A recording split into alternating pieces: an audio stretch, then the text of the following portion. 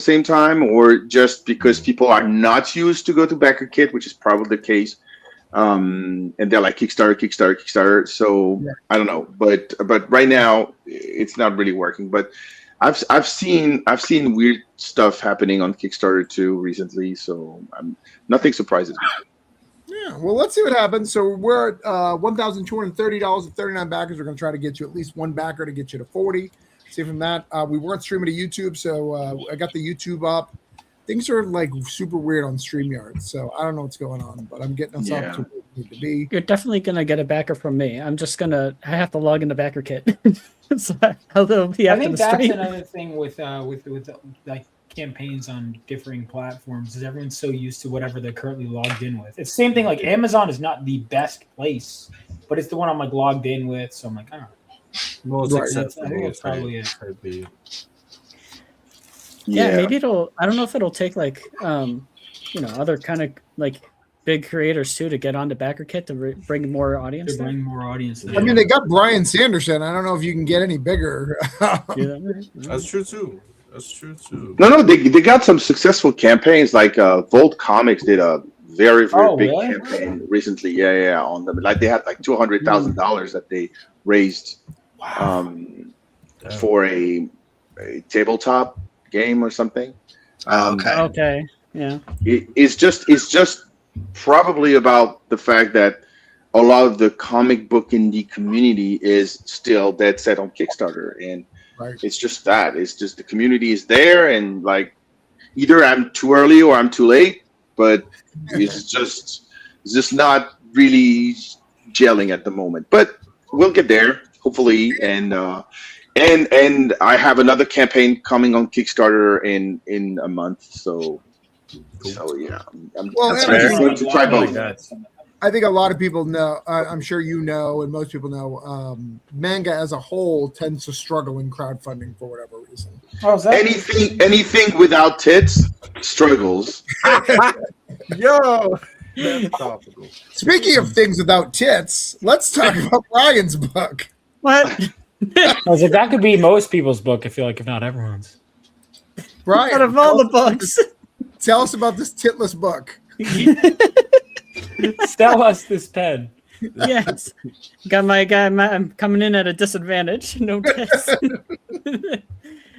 So this is my very first Kickstarter campaign, and also the first comic I started developing when I started learning comics about 10 years ago. So I've been developing it for about 10 years. This is The Wretched. This is a story that's about 4 experiments of a mad scientist who are sent out to abduct humans in a diseased and decaying region called Romeheim. And these 4 experiments go out and do their master's bidding, and they all the while have to deal with this new and unfamiliar, different kind of emotions that they're kind of dealing with that they're not sure how to deal with, and they have to kind of learn how to essentially come to grips with the other sides of themselves, which is the human sides, the sides that they hate. And this is a story that's a lot about growth, and it's about kind of dealing with your own kind of inner turmoil. And I'm super stoked about this. I've gotten some great feedback on it, and I love it. I love it to death. Nice. Brian, you have a Spanish version? What's going on here? Oh yeah, if that's something also I'm doing. I have a translator on board, and I'm kind of making this into a Spanish version as well. Is that right? Can you read that? Is it right? Who, me? Yeah, Gambit. Yeah, can you read it? Oh, let me. I have to open it on my iPad because this is too small. I might. He's got to change his glasses. No, that's the worst part. I only have these glasses. It's just that it's too blurry. Even if I zoom in, it's too blurry. All right, I'll Austin's here. Send me the link to that campaign, and I'll go in and check it out.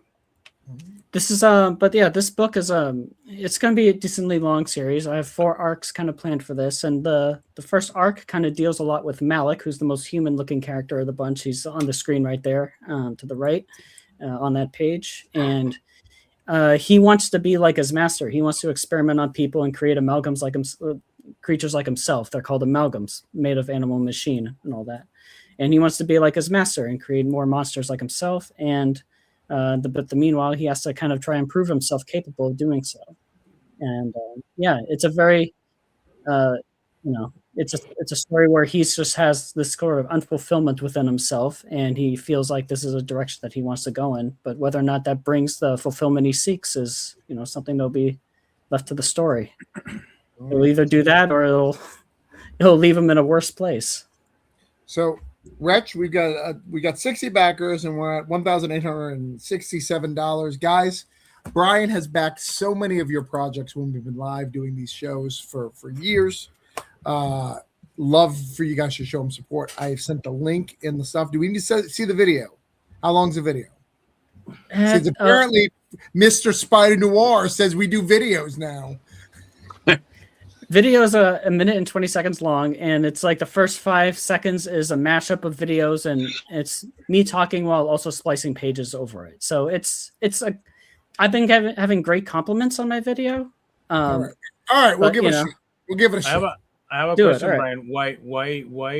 Why Spanish? So it started off because the concept artist for this book, his name is Felipe. And we became really good friends, and he lives in Colombia. And it's like I really wanted him to be able to read and experience this book as well. He's been such an important part of this project for me, especially early on, and a very good friend. And from there, it kind of spawned out into this idea. Like I just ended up really loving the idea of just expanding this book to those who speak Spanish and not just English speakers. I just think that's really cool. It is. I have my first book was in Spanish, and I've always wanted to translate it. I just never got around to it. Is he the same person that's translating yours to Spanish? I don't know if it's the same person, but the person I'm having it translated is Alejandra Duran. She's an experienced translator. She's fantastic to work with. And if anybody wants to get their books translated into Spanish, like I'll be happy to send me a message anywhere. I'd be happy to give you her information. She's fantastic. Cool. She's affordable. She's also very communicative. She's super responsive. I think that's super rad. I've been considering that for a while. All right, so let's watch a little bit of this video. We got $1 here given by Austin, so you have a backer. I'd say we can do better than $1 though. But I'm already backing, so I can't do it twice, unfortunately. Right. Let's play it real quick. All right.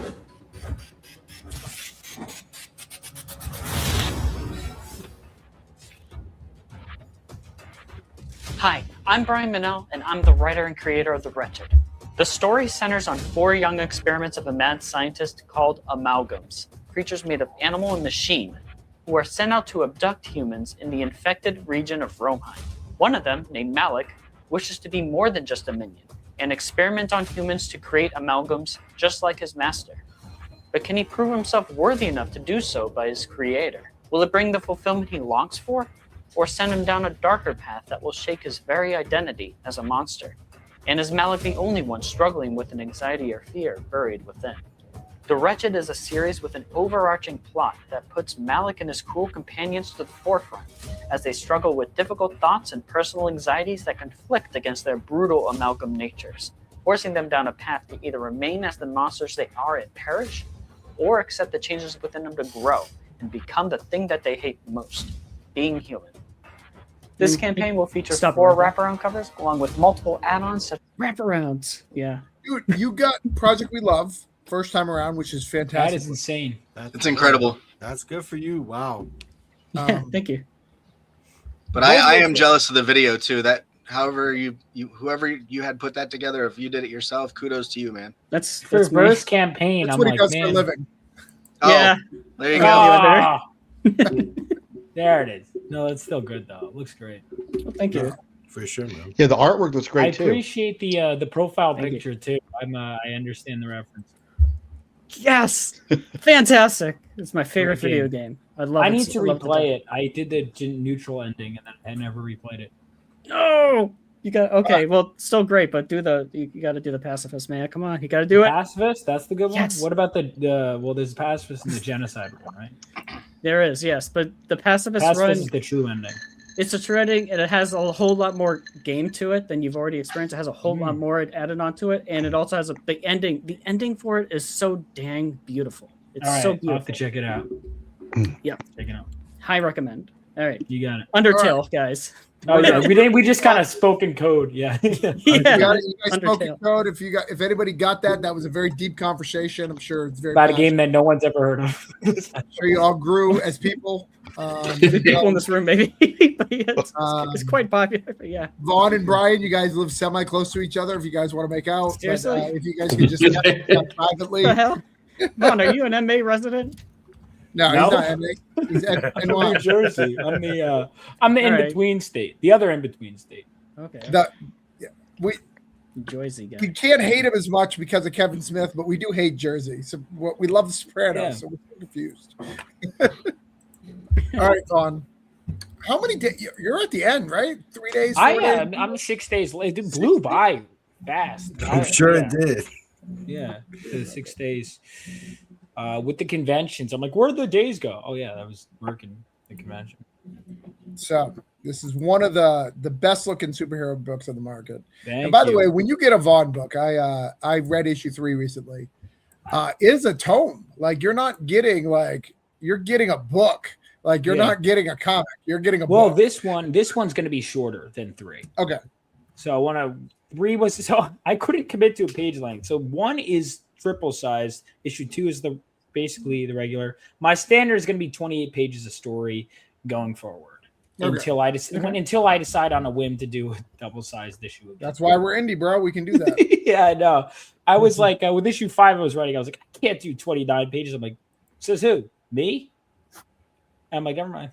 So I was like, but yeah, this is Phenomenova. It's a coming of age superhero story set 20 years after World War III and follows a brand new generation of heroes. So we've got the first 2 were kind of the origins of our main character. 3, we cut away to the actual team, Phenomenova, and we're bringing them all together with 4, kind of like bring this first part of the story arc together. And so I decided I have 4 covers, but then everyone liked the Viken Marion cover so much. I was like, yeah, I mean, I guess I could make a holofoil. You guys, and everyone's like, yeah, we want that. So, and then I have a couple of the variants from issue 3 left on the campaign. I was like, why not get rid of them? Some of the original cover art I put on the campaign too.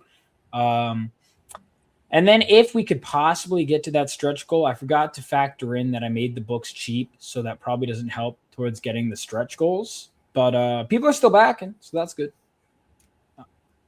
And, Yeah, I think long term though you'll be fine. Long term. long term, I'm getting great. it cheap. Getting it in people's hands is more important. Than, I agree 100%. I just feel bad if my backers, because they deserve, all the stretch goals. And I was like, maybe I set that too high. But I could always change it. Get more friends. Tell them to get more friends. And that's not your problem. That's their problem. Yeah. But yeah, this is it. VK is amazing. Okay. He's so good. He's a very nice guy too. But yeah, he was supposed to do a cover of 3 and it didn't end up working out timeline wise, which I'm glad it didn't because he actually likes my stuff. He's a fan of the series and he wanted to draw my main character. And I'm like, my main character this is the one issue he's barely in. And so I'm glad it worked out because 4 is like his triumphant return. And he brought his A game to that cover. Dollhouse, the covers too. Love that. Yeah.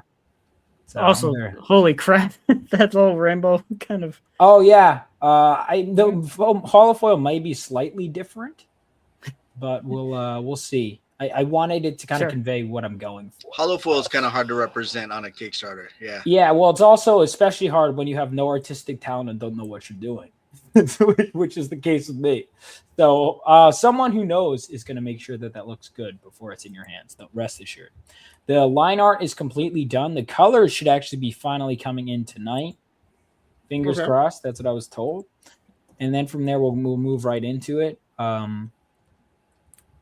Yeah, that's basically it. I always if you're a fan of Claremont's X-Men run, Marv Wolfman's New Teen Titans, pull from Spider-Man, especially everything from Greg Weisman's adaptations with Young Justice, Spectacular Spider-Man, Stan Lee stuff, some of the Jerry Conway stuff, rest in peace. Jeff Johns. If you like any of that optimistic superhero stuff, that's really what I'm going for. And one of the things I will say about you too, Vaughn, and I've said this privately, but I'll say it publicly, is you definitely see an indie creator learning his craft as he goes. Issue 2 is better than 1. Issue 3 is better than that, and that's not normally the way it is, because issue 2s, in my opinion, are the hardest comics to write. I was shocked how many people liked it. Sorry. Yeah, issue 2 is the hardest one to write, in my opinion, because issue 1, the setup. Issue 2, you got to kind of calm things down a little bit, right, to get to the up for 3 and 4. I disagree with you. Right, I think issue one is really the toughest to write, because issue 2, you already know exactly where you're going, and like every one of my books, issue 1 has been the toughest to write, because you need to captivate people. You need to grab people with the first 10 pages or they're gone, and that's the hardest thing to do with so much competition and so much going on in everyone's life. You need to get them on board in the first 10 pages. That's why it's hard. I think it's okay. I have 3 issues planned out, and I don't know where the hell I'm going with any of them. I overplan everything. I've written the first 9 with plans for more down the line, but I've fully scripted 1 through 9. Gotcha. I'm saying 3's got to be the hardest. Okay. 3 was in some ways my hardest, because 3, it's like a deceptively simple story. But Pat Chen make everything look easy. He's so good. Right. That's why Braden does one-shots. You never have to get to the tough parts if you just do one-shots. That's dope. But that's got to be hard, though, because I almost feel like once I've set it up, I'm like, well, I don't want to set this aside. Now I could just keep, going back into the bin and grabbing the same action figures, So that's been fun. Yeah, though I could see your point of view, but I always struggle with 2s are always the hardest for me, because I feel like number 1, I knew number 1 has been written in my head for a long time. It's just getting it paper. Where 2 is, all right, how do I keep this momentum up, keep it going, keep it interesting.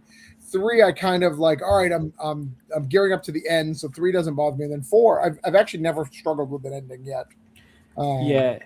Yeah, 2s. The issue 2s. The big challenge of those, I feel like, are just like, so if you grab the readers that you grabbed from issue 1, issue 2 is the issue where it's like a reader will decide whether or not they will feel like they want to stay with this.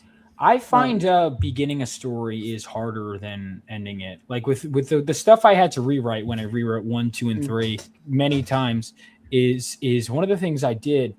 I found was that. I found I became a better writer when I started bookending. So to me, it's as long as you know where you're going, because you can always tell when a writer is like, they had an idea, it just goes off the rails. I always am like, I have the destination, I kind of reverse engineer. Okay, where do I start? And to me, that's what makes it easier. Heck, and I'll say briefly too, at least with my experience, like with the Wretched, that's the story I started out with. The story is so completely different compared to how I started out. Right there, like 5 to 10 years ago, it probably was more like a slice of life kind of story. And yeah, it's just my editor at the time, Josh Stahl, he suggested one. I wrote the equivalent of 6 issues. He made one suggestion of a change for issue 1, and it completely erased my rest of my issues. The story completely changed, but for the better. But yeah, it's just I struggled so much with that story starting it out. Starting out that story was a real struggle for me. Well, figuring it out. It's also your first one. Your first is really tough. But all right, let's keep going. You're at Phenomenova is at 8,388 with 257 backers. Let's try to give it some money. Kind of keep moving and going. And I think I went up. I could pretend I didn't. I could pretend I didn't go up. I think you were at 256 and then went at 258. But that's all right. Thank you guys so much. All right, next up, and is this the team issue? That's the one thing I wanted to ask you. This is issue 4. Yeah, so this is where So 3 we introduced Phenomenova. Finally, in Phenomenova, they show up in issue 3, and 1 is he's our main character who screwed up the first 2 issues. Is like, this is his chance to get it right, get it together, prove he's worthy. Before the second, so this will be like the end of our first arc, and then we're gonna get back to those pesky villains after he gets his crap together in this issue. Is where it's like, all right, let's prove it. He screwed up at a nuclear reactor, so there's fallout from that, and now he really has to get it together in this issue. There's fallout. Yeah. Oh boy. Yeah. See what he did there? Yeah. No, I see. It was good. It was good. I applaud it. Next, Finn, you are up. Genetica, is that what we're saying here? Yes, sir. That's it. Okay. So, hey, everyone. Finn here. This is my first comic. I recently finished puberty, so that's a huge win, too. Just wanted to shout that out quickly. Shout out to puberty, guys. Shout out to puberty. Got that in the pocket. Shout out to puberty. Was that a stretch goal? Or is... Yeah. So we're close to hitting it. Actually, that's the good news. But yeah, I guess I was wondering how old were you? Yeah, 24. So fairly kind of young in the game. But yeah. So in two sentences, if Vaughn's Phenomenova is quite optimistic, Genetica definitely leans more towards the inverse. So it's very kind of Watchmen coded. It's almost, I describe it to people as if Watchmen and Blade Runner had a baby, basically. So you've kind of got like the superhero elements of X-Men and Watchmen and a lot of the dark moral themes. A lot of it is kind of like digs into neoconservatism and foreign intervention. And it's very mystery heavy. Like I try not to present it as a traditional superhero comic because it's quite very much like a drama piece. It deals a lot with kind of political intrigue and a lot of conspiracy, a lot of secret government programs and stuff. And it's honestly been a joy to write. I think in terms of the journey, it began life as a book. So I started writing it in COVID, just on my laptop when we were all sequestered away. And then I saw the show Arcane. Shout out to Arcane if you guys know Arcane. AKA, I like really want to watch it. It's brilliant. It's brilliant. Cool. I've heard good things. Heard a lot of good things. It's an incredible show. And so I was like, this has got to be an animated piece. So I started writing it as a screenplay, made that shift. I had a screenwriter who I met in Auckland go, do you have a $10 million budget? And I was like, no. And she was basically like, okay, I think your best chance is to make it as a graphic novel or like a comic. And so that's sort of what inspired me to take the comic route. Bring a team together. I've got some really solid artists on the book. They've all been in the comic game for a couple of years. R.D. Brown is the penciler and inker, the main artist. Taisa Diaz is doing the colors, and she's just like a legend. Everyone is always complimenting Taisa's color work. It's like the highlight of the book by far, I would say. And then Desi Cienti is just on letters, and he's awesome. Yeah, no, thank you. So yeah, there's some preview pages. There's 3 covers available, including a Kickstarter exclusive cover, which will only ever be printed once, kind of to celebrate the launch of Genetica. And then if you're kind of an artsy dude, there's also the special black and white cover as well, which comes with some bonus black and white art at the back of the book. So yeah, I don't want to take up too much time, but that's kind of my piece. The video's about a minute if we're still doing videos, but we're no doing stress. videos. Spider Noir says we have to do videos, so I've got to do that. A couple questions. How many pages is this? Oh, great question. Yeah, so I think just in terms of my opinion, I love comics that go for a bit of a longer read. So I think Sin City's a great example. Like, Frank Miller, I'm a big fan of. And I kind of tried to go for a neo-noir vibe with a lot of the scenes, a lot of the settings. And so the first book's 40 pages. And I think the reasoning behind that, kind of making it 1.5 standard Marvel issues, was just because I felt like it gave me a chance to introduce every character and give a really strong intro to kind of the different settings and where the different locations are in the book. But yeah, so 40-page full color. Because you're from this, is Comics Wellspring doing your distribution? So Comics Wellspring, fun fact about them, they used to do distribution, I believe. I called them and said, hey, can you guys print and ship? They don't do distribution. Okay. Yeah. So going with Laguna. Comics are awesome. They're going to print it, pass it over to Laguna. They'll get the books out. Yeah. That's what I do. They're dope. They're awesome. And I'm not afraid to talk crap. I'm gonna say that I would just go ahead and just print it all at Comic Impressions. You'll probably save money, especially with the new website. Yeah, I'll say it, Comics Wellsprings. Your new website sucks. Comic Impressions all That's what I'm using. Comic Impressions. But yeah, let's hit the play here. One last question.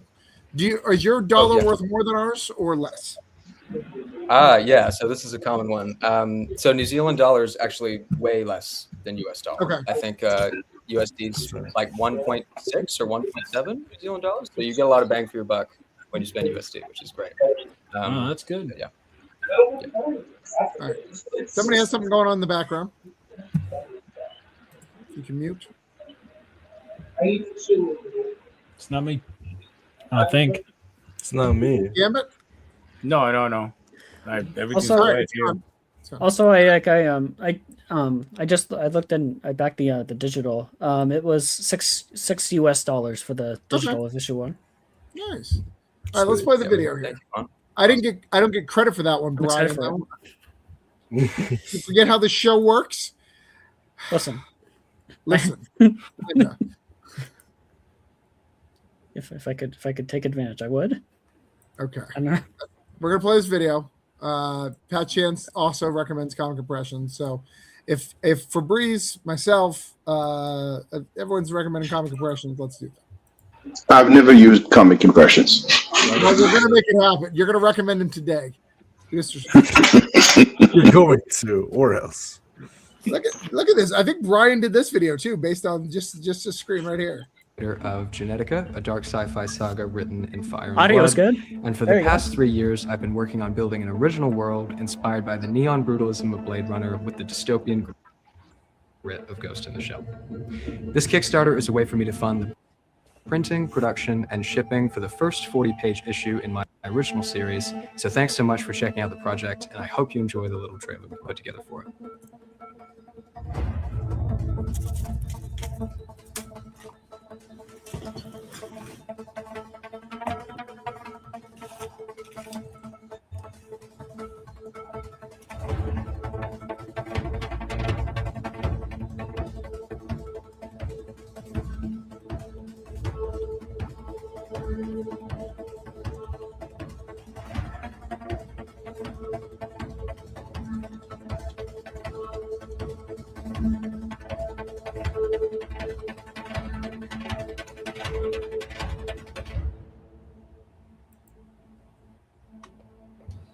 That's another fantastic video.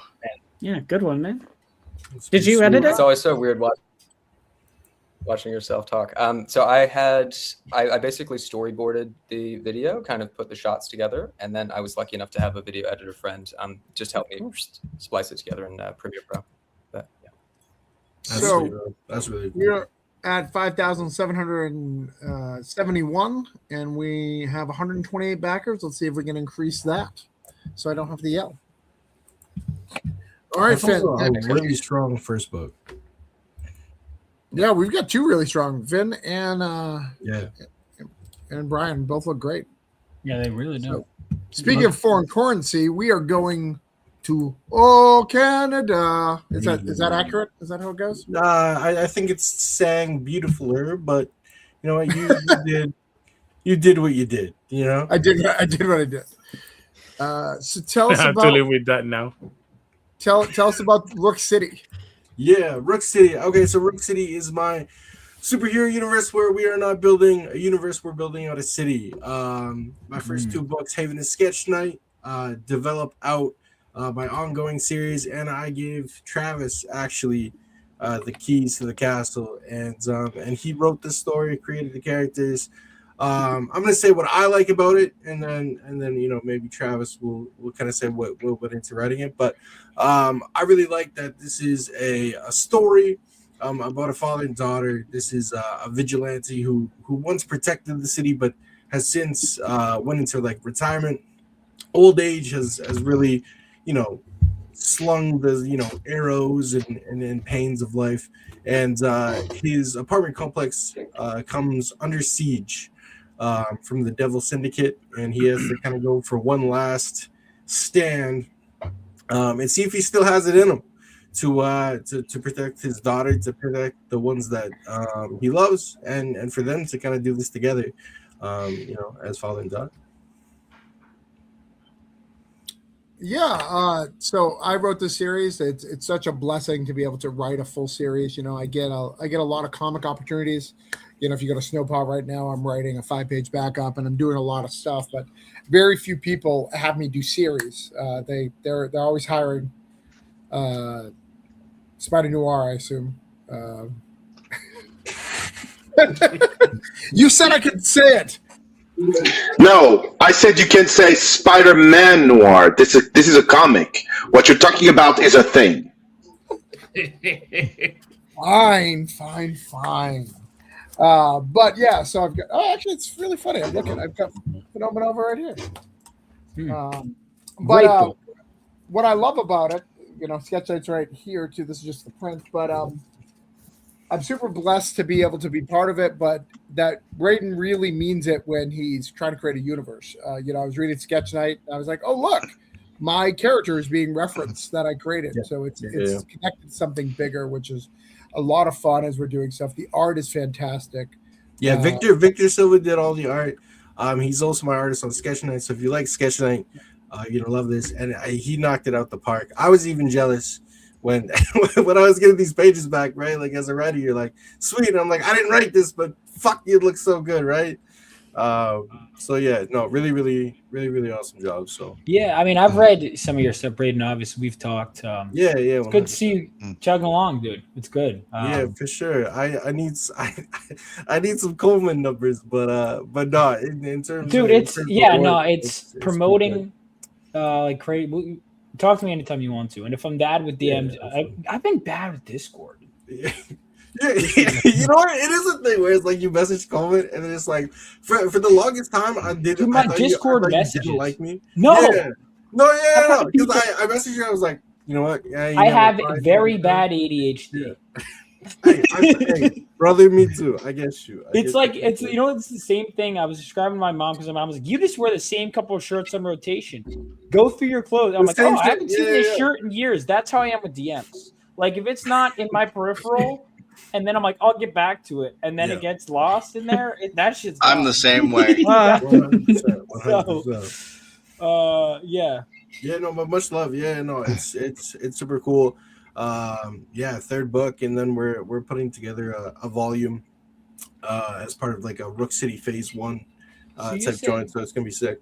So you said city, not a universe. I find that's a really interesting pitch. Because I feel like a lot of people, when they do superheroes, they do a universe. Love universes, you know what I mean? But I thought, how cool would it be from like Sketch Night Haven, and these one shots, right? Kodiak, you see like a moment or an era of the city, and throughout the stories, you like see the city change and evolve as the characters are changing and evolving, and then the same city that you started with is not the same city that you end with. You know what I mean? I love that, dude. Because I'll even admit this on air. I have my main city. I know what buildings I need for the plot, and I haven't Well, because 100%. And I think it adds a lot. Because like I use, for instance, in like Haven and Sketch Night, some of the themes are kind of like X-Men coded, where it's like mutants or enhanced are like hated and stuff like that, and that is like building the character of what the city and like the like normal people are, right? And then you're gonna get to see like feelings intensify and things heat up and then like change and shit, and you're gonna get to see all these events take place from the superhero's eyes, but it's changing the people that live in the city. That's great, dude. Yeah. I also want to mention one thing too. I remember reading the script of this in our hangouts, in our writers like hangouts, and like I really liked how the story was condensed in this apartment complex, and it gave me kind of like the Raid vibes a little bit. Raid. Yeah, it's very Raid for sure, and that's something Travis talked about when he was developing it and stuff like that. Is like it's just really cool having this action take place in this apartment complex and have it like ratchet up, right? And it just I think it's killer, in terms of like action, but even like emotional moments too, like that father-daughter story. Yeah, And that, father-daughter. that aging vigilante. You know what I mean? Like that like he's still in the suit, he's still doing it, but like there's a point in the book where you're like, can he? You know what I mean? Like you really see it. And yeah, no, I think the ending ties everything up really nicely. Yeah, I'm very proud of the ending. I'm really excited. The ending will shock some people. I think that's something you'll see, especially when you look at the previews. It doesn't go where you expect it to go, so that's super fun. I like having it at a very personal in one little area. I'm very proud of this book, so I'm really excited. I hope people back and support it. Hopefully we can do more if we show the support. But it's I'm an age of vigilant. It's kind of like that, Gerald. I have a daughter. I have a daughter who's 24. I have a daughter who's 13, and like it's me dealing with that stuff as I'm aging. A lot of people go, "Why do you put out so many books, Travis?" It's because I'm older than you fuckers. I'm not seven. I just didn't hit puberty like Finn. I have to earn this shit. Like I'm dying. I'm literally dying. So I need to come out with as many books as possible before I die. So keep backing us. I see Aaron and Sebastian and Sean being like, "Yeah, bro, yeah." Gambit's like, "I'm still sexy. I don't care how old I am." It's still I even get that too, man, where it's like everyone's gotta just make their mark. Because you know what it was? I was reading the Death of Gwen Stacy. Jerry Conway was like 20, and I'm like, oh man. I get that all the time. I guess I didn't do shit. Yeah, 100%. Frank Miller was younger than me when he was doing his Daredevil. Like, I'm like, well, Robert Kirkman was like 21, 23. I'm like, all right, you know what? I guess about that. So Kodiak is at $1,821. We have 63 backers. Let's try to get that up. So, next up, we have Aaron. Hi, Aaron. You want to talk to us? He mutes. That's a no. Aaron? I guess I'll talk. There going to be any Aaron in this? Aaron? Oh, maybe is something wrong in there? Hey, is my mic working? I can't really hear super You're well. right. We hear you now. Yeah, Do you hear me? Yeah. Yeah. Can you hear us though? Let's see. I don't think so. I don't think Can you hear me now? It All right, how about Yes. now? No. Yeah, we can hear you. We can hear you. All right, You're good. fantastic. Yeah. This whole time, he's never been able to hear us. He's just been like zoning out and chilling. I just kind of like, yeah. I've been switching between like my default speaker and my other speaker. I don't know what's happening. I only have one speaker. So it's the computer's confused, not me. Yeah, maybe me. Anyway, Sticks and Stones holiday special. Okay. This is a all ages for the family book about 3 Jewish holidays, 3 madcap mysteries, and 1 Meshuggah family. So if you like Hanna-Barbera, if you like Scooby-Doo, if you like Looney Tunes, if you like Peanuts and Sunday Funnies and, Calvin and Hobbes and that sort of stuff, we wanted to do a holiday special featuring one sort of very quirky, hilarious family, my co-creator Alex Schumacher and I. He is the artist on it. To create this story that celebrates, Jewish culture, but also celebrates holidays and family and being together, and is joyful and funny, and is really sort of a comedy mystery in the vein of all the cartoons and Saturday morning stuff and holiday specials that we all grew up with. So that was sort of what was in our minds when we did it, and it ended up being sort of a love letter to our families.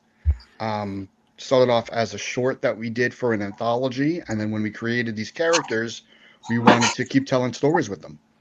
So the first book out is the holiday special, which is kind of funny because we're starting with the holiday special, and then instead of bringing the holiday special later. So it was fun that way. We have 3 great covers. We have some fantastic rewards.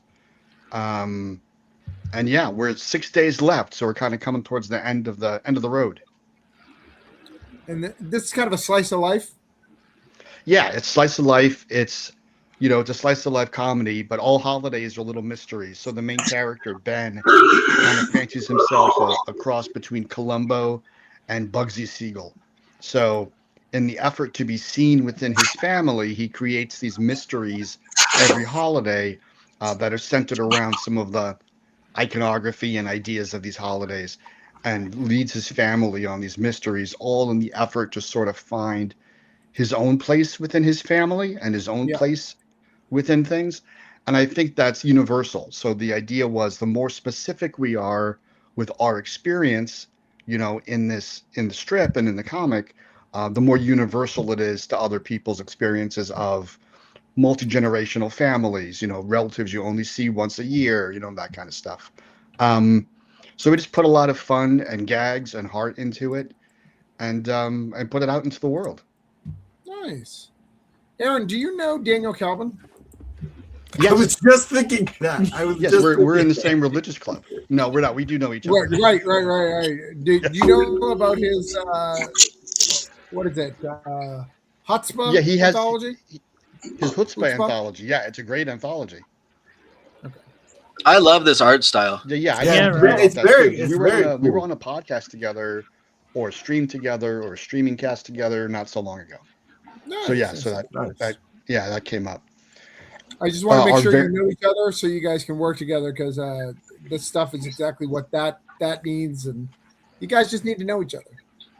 Yeah, thanks. No, yeah, we did meet through some other people, which is great, and the community seems like super tight. So you know, it's really nice with that. And then our third cover too. We just dropped a new reward yesterday, and we're going to be pushing out a little bit more with this one? Mike. Yeah, Mike Kunkel, who is here. He is the Eisner Award-winning creator of Hero Bear and the Kid. He did Billy Batson and the Magic of Shazam for DC. He's gracing us with his amazing talent on the Variant C cover. This is just a preliminary sketch for that cover, and it's super fun. And then he also provided an art print. So we are doing a limited edition tier for his cover and the Kickstarter exclusive print, which is a Hanukkah print with the family. Yeah, so it's kind of for, you know, it's a holiday special for everyone to enjoy. You know, I like to say it's a great jumping on point for non-Jews. I was just looking. I was just looking at the pages. I really love how expressive the. Yeah, and the second cover, the second variant cover is the Akira variant, which I don't know if about it's true, to compliment that. Oh yeah, cool, just very imagine. cool. Yeah, it's I so don't know iconic. if it's the first Jewish Akira variant cover, but I mean we could say it enough times. First to see what I've happens. ever seen. Yeah. Oh, I've had Ralph do some stuff for me. He's so good. It feels like Ralph's a fantastic. Jewish So Ed, Ralph Ed is our Nettie. series colorist. Yeah. And he's also lettering this. He lettered the last story. This is the third collaboration between Alex, Ralph, and I. So Alex Schumacher and I, he's co-creator of this with me and the artist on the series. Ralph is the colorist and also the letterer on the series. Taylor Esposito was the letterer on the original Crime and Passover short. But yeah, Ralph's great. And so he did that whole cover. And there's also a sketch tier for Ralph. Wow. He wears so many hats. He's a super talented guy. Very good. Cool. Very cool. All right. Well, we've shared this out. It is out and thing. It is 96 backers. We definitely got to get it to 100. Come on, guys. We got 6 days. It's going to get there. But how are you feeling? This is your first campaign, you said? Yeah, this is the first campaign. We kind of like, a little trial by fire. We tried to get ahead of it with the pre-launch for a little bit, but we funded the first day, which was amazing, and we got the project we love, which was amazing. So we're just super excited about it. We were going to do back matter of just our text thread when we funded, of just all the emojis and everybody going crazy.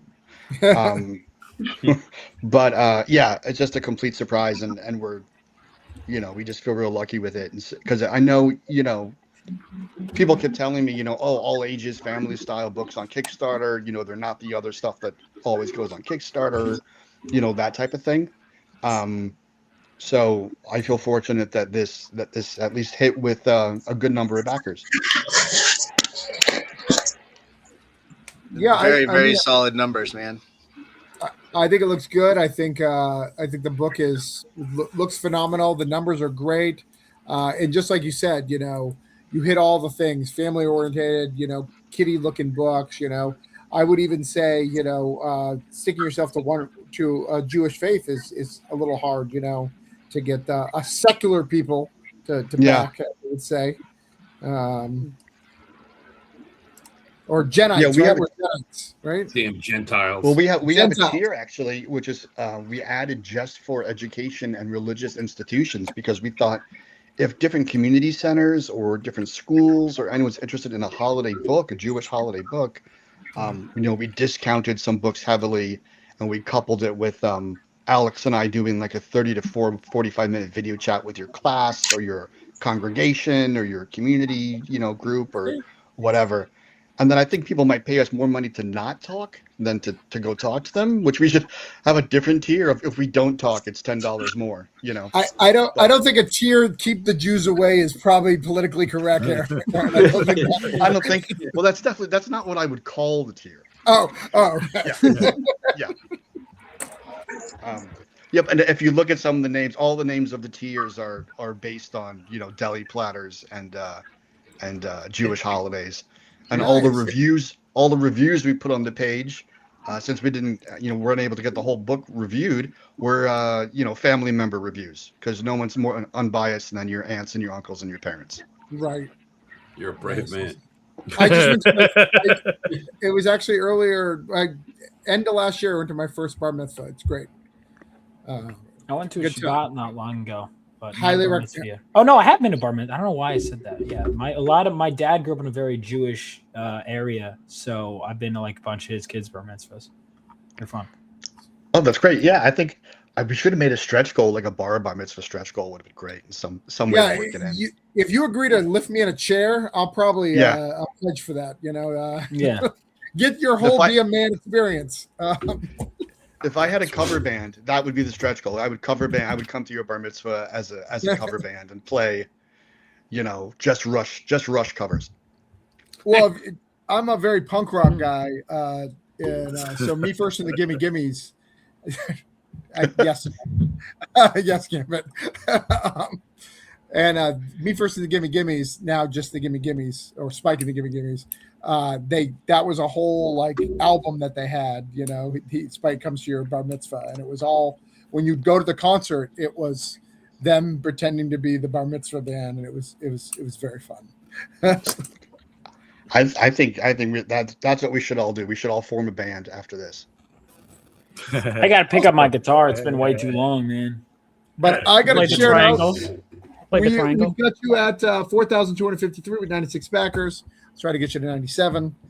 And let's go. Sean, I need your link. I'm going to go to the Cricut next, but I need your link in the backlinks, please. In the private. And I will get Sebastian up. Sebastian, tell us about this Cricut and what we can do to get you down to under 2K because you were concerned. I find you guys are all going about everything all wrong. When you launch a Kickstarter, what you're supposed to do apparently is get in your car,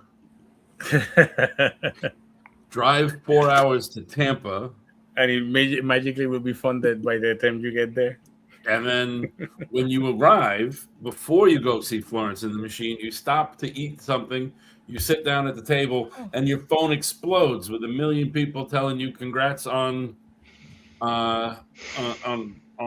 funding, and you're like, I had what? It was very confusing. That's awesome, dude. Yeah. Also, Florence and the Machine is awesome. I will say, road trips. It was a nice ending to a very confusing day. Traffic sucked, but when I got out of traffic, my book was funded, and as Travis can tell you, when he helped me do some of the more technical ends of putting artwork on the rewards and stuff, I told him, I was like, look, the Summit editor-in-chief told me put 2,500 for your goal, and I was like, I don't know, I don't feel confident that I'm going to make it. I was very worried about being the first one of these Summit projects to fail, and I really thought I made the end day my birthday because I really thought the day before I was just going to be online begging people look, we just need another $500 just for my birthday. Just everybody pledge $1, and if I can get 500 of you, and then I funded in 4 hours, and I don't know. You don't know what to do next. I don't know how that happened. And then it's That still wasn't fun. in plans. Apparently, the world just really wants brightly colored insect themed superheroes, and you guys are giving them all these. Oh, it's a deep thing with, Oh, it's they're dealing with their inner emotions. No, people, they want bugs. They want bugs and alliteration, and you're not giving it to them. And I'm reaping all the rewards of your lofty, thought-involved, clever plots. It's smart. Cornering it. I forget which Cornering that market. Spider-Man issue it was, but there was one of the issues where it was like Stan Lee wrote this whole, oh, you're expecting this deep, you think this is just a superhero story? Well, you're right. It's like it's not some deep. I forget which one it was. I'll have to find the caption. It was whichever one he was mad at. He didn't like what Ditko over. Yeah, he was so petty. Like, as if you don't know the beef back then, you'd be like, when Ditko wrote a plot, he's like, oh, if the plot's not good to this issue, it's because Ditko wrote it. It's like, wow, he really did that. I avoided all that by not only the second I keep telling people this, the second Gambit drew his first sketch, like in theory I can draw. I have a degree in it. I used to do it. I don't like it. I drew a couple pictures. I did a turnaround of the Cobalt Cricket and how I pictured him and the mask, and I described it to like picture this mask mixed with this mask, whatever. And I sent it to him. I'm like, I don't know, 20 minutes, 30 minutes later, he sends me this picture, full color.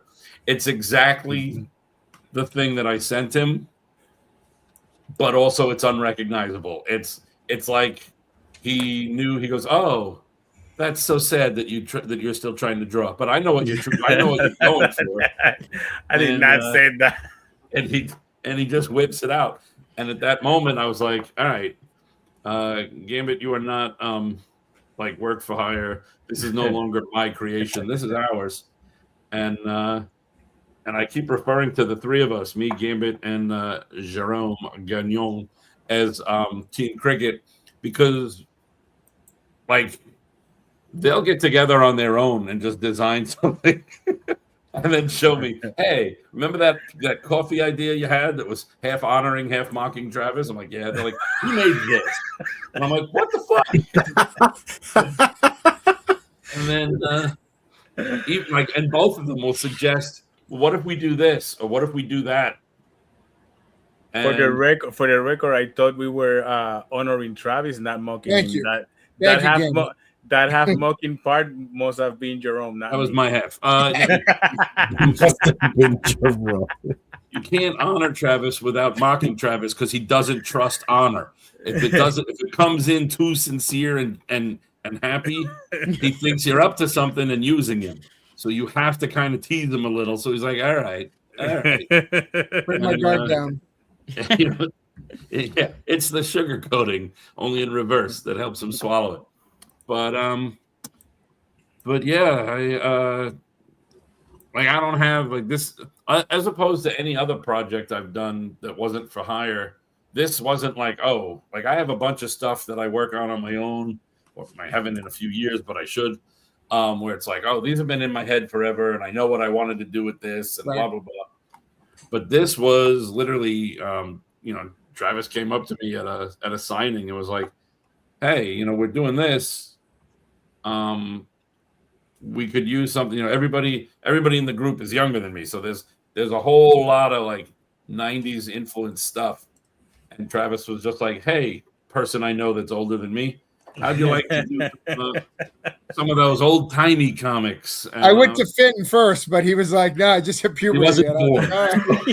He went to Fenton first, but he was in utero, and it didn't work.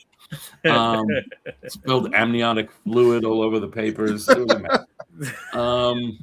So I made the joke that as soon as I said it, we both knew wasn't a joke. I was like, I'll make some kind of.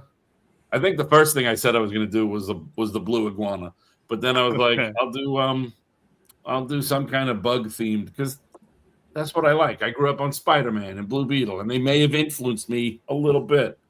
And I'm old, so I grew up on Ditko Spider-Man and Ditko Blue Beetle. So I went with that. And one of the great things, there have been 3 artists I've worked with in my life that really get it, and Gambit is one of them. It's been Gambit. It was Carl Moline, who we named our whole city after.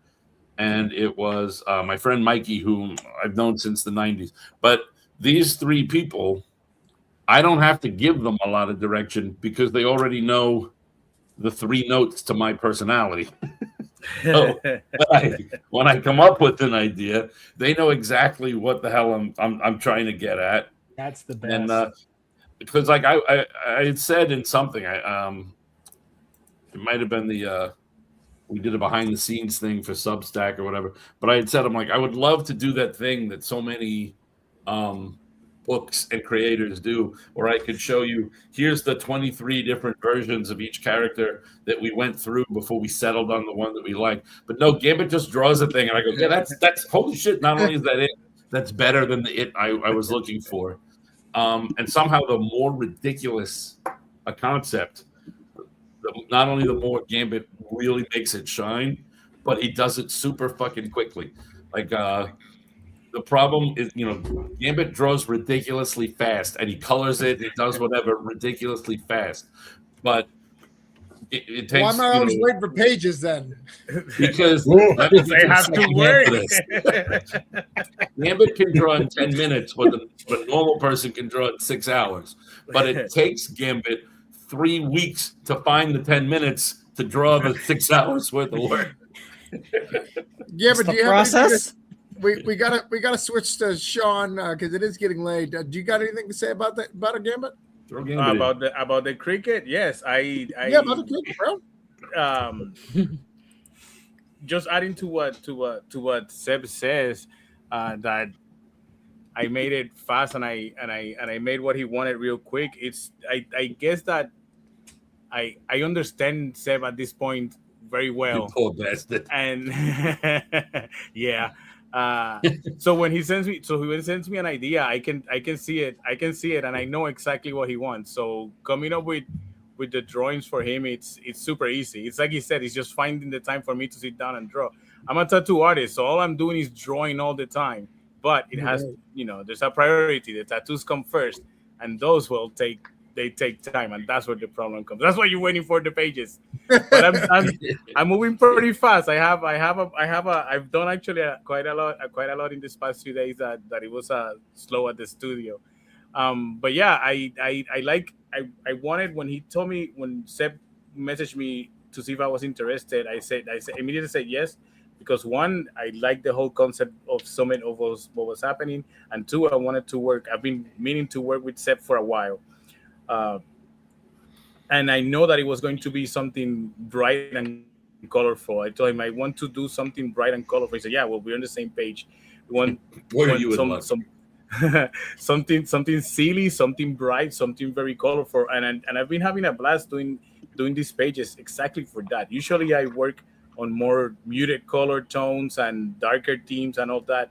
And it has been a really cool change of pace, and it has been very fun. I haven't had this much fun creating something with someone in a very long time.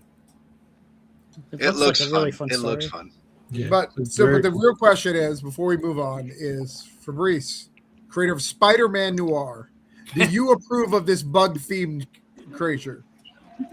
I don't have to approve or not approve. Every creator is free to do whatever they want. That means no, he doesn't. Damn. -5 out of 10. I'm not playing this game. You've pissed off another creator, and based on the Lee and Ditko thing, you're doing fine, Sebastian. I've not said anything. I've been looking for that caption now because I brought it up, and now I've just been the whole time. I'm like, it's gotta pull the receipts. Oh, I love it. All right. All right. Well, I'll Google it. Screw it. Let's check out what's going on. All right. The 2 entire 500-page volumes. Next up, we've got Sean. Sean is one of my oldest friends in comics. What's going on? If you do not know Sean, it's because apparently he's decided to raise his kid and, you know, be happy in life. All things that the rest of us have decided not to do. But whatever, Sean, if you'd like to come back to comics now that you've had a happy life. It was a fight to get back to this point, though, man. After the child custody battle, moving, starting a new job, all that stuff. Yeah. Let's get it up on the screen, and we'll talk about Sean. But Like Sean's been dude. in the game for a long time. Oh, last time Cobalt Cricket is at 3,981 with 124 backers. Let's see if we can increase that. The link has been shared. All right, what are we doing here, brother? I drive for Cerber, just real quick and to the point. Follows Jim, the driver for the business Cerber. It's like Uber, but it's for the paranormal. And so basically he has to transport all of his paranormal passengers to their destinations, or he dies trying. So it's a lot of fun. It deals with different entities from different folklore. In like issues 1 and 2, we had a Kelpie. We have our Slender Man or Tall Man, Ray. We have an ogre who says he's an orc, like from the earlier conversation with Lord of the Rings, which is kind of a funny little joke. And then we've also in the second issue, we had a Wendigo. And now we're rounding out into the Goat Man and to Yuki, which is short for Yuki Ono, which is a Japanese ice witch. So it's a lot of fun. Yes. Should we show this video? No, it's just me sitting in the car talking to you about everything I just said. Just a longer format. No. You didn't hire the editing team from Finland or You know what? After having been away for, like I said, like a year and a half to try to get life back in order, this was my chance to kind of get my feet back into the game. And I definitely took like an easier route doing it. I streamlined all the rewards. I don't have a bunch of covers. I just have like the standard. And then there's a neon-ish cover that's also so now don't waste your time. glow in the dark cover. So they're a lot of fun though. I mean, it's just Jim's your everyman. He's your underdog. He's just trying to get by. He failed out of his application for Uber, and he picked up the phone, got hired on for Cerber, found out on his first ride that he's transporting the paranormal creatures. In the first two issues, he picked up the ghost of his murdered sister and has to track down her killer. And now that we were able to resolve that situation, we're on to the new entities and a new arc. So this one's kind of exciting for me. And Michael Wood is one of the greatest colors in the game. Oh, man, I had so many people try out, and I didn't even realize it until after he got the spot that he was colorist for the Deathgasm comics, which is super rad to me. He also colored my one of the Gerald Von Stoddard cover that I have on my campaign. I think he was one of my, like, he was like with Phenomenova. There were like a couple. I think 2 of you guys used some of my colorists that were like almost. It was like in my like down in my last few. He was one of them, and Thaisa was another. So I'm so glad to see them working on your guys' stuff. Dude, when they're super slick like that and they come back super fast, I couldn't be happier. Dude, he's so good. Yeah, no, great stuff. So I'm not even lying. He got me all the colors for this entire issue in like a week. It was incredible. My colors will be like he'll disappear for a while, and then I'll just come back with like batches of just tons of them. Well, the one thing that in today's climate with comics and stuff and AI and everything else, that was one thing I was really on the lookout for. And so one of the qualifying things was to make sure that they provided me with the flats for their images and stuff like that, just to know that they are following a process. And he hit all the marks with his colors, man. And he was able to provide me with everything that I asked for. And the fact that it's not just a bunch of dodge and burn. He knows how to do the light. He knows how to do all that stuff. And really, the trial page for it was me kind of mishmashing some of the panels from inside the comic from different pages just to centralize the skill set that I was looking for this book, and he nailed it, man. Are you inking over Kyron on this? Am I what? Are you inking over Kyron? I am. Kyron did all the pencils. He's been there for issues 1, 2, and now 3. He is gonna be on Cerber as long as I can have him. He's as invested as I am, and plus we live close enough that we can go to conventions and everything, and it just really helps drive the story. And we get along really well. A lot of good communication, developmentally wise, and just a good support team, and it helps out a lot. Yeah, the only person who sucks on your team is Danny Quick. That's fine. Hey, and the fact that they've got strong presence on social media and stuff is always worth its weight in creative gold. Yeah. But yeah, so you were at 2,442 with 80 backers with 3 days to go. So things are really tight over here. So guys, if you got a couple of bucks, can throw it over. I've backed the ones in the past. I'm going to back this one. Like I said, even if it's not the money, even just the shares to get it out there, because fighting this algorithm this time around has been brutal. Well, it just shows it sucks that, comics, you disappear for just a little bit. There's so many like you who've disappeared for a little bit, and it's like you didn't exist, and all the stuff you did, which is so scary, right? Because anything can happen. We could be sick. We could go through custody battles. We could go through anything, and if we step away, it's tough. But I'm glad you're back, and even if it doesn't fund this time, we'll figure it out. We'll get you where you need to go. But, I still believe it. We've got time. Even if it doesn't fund, man, I feel the best about this comic than I have in quite a few different projects that I've been involved with, even in my own.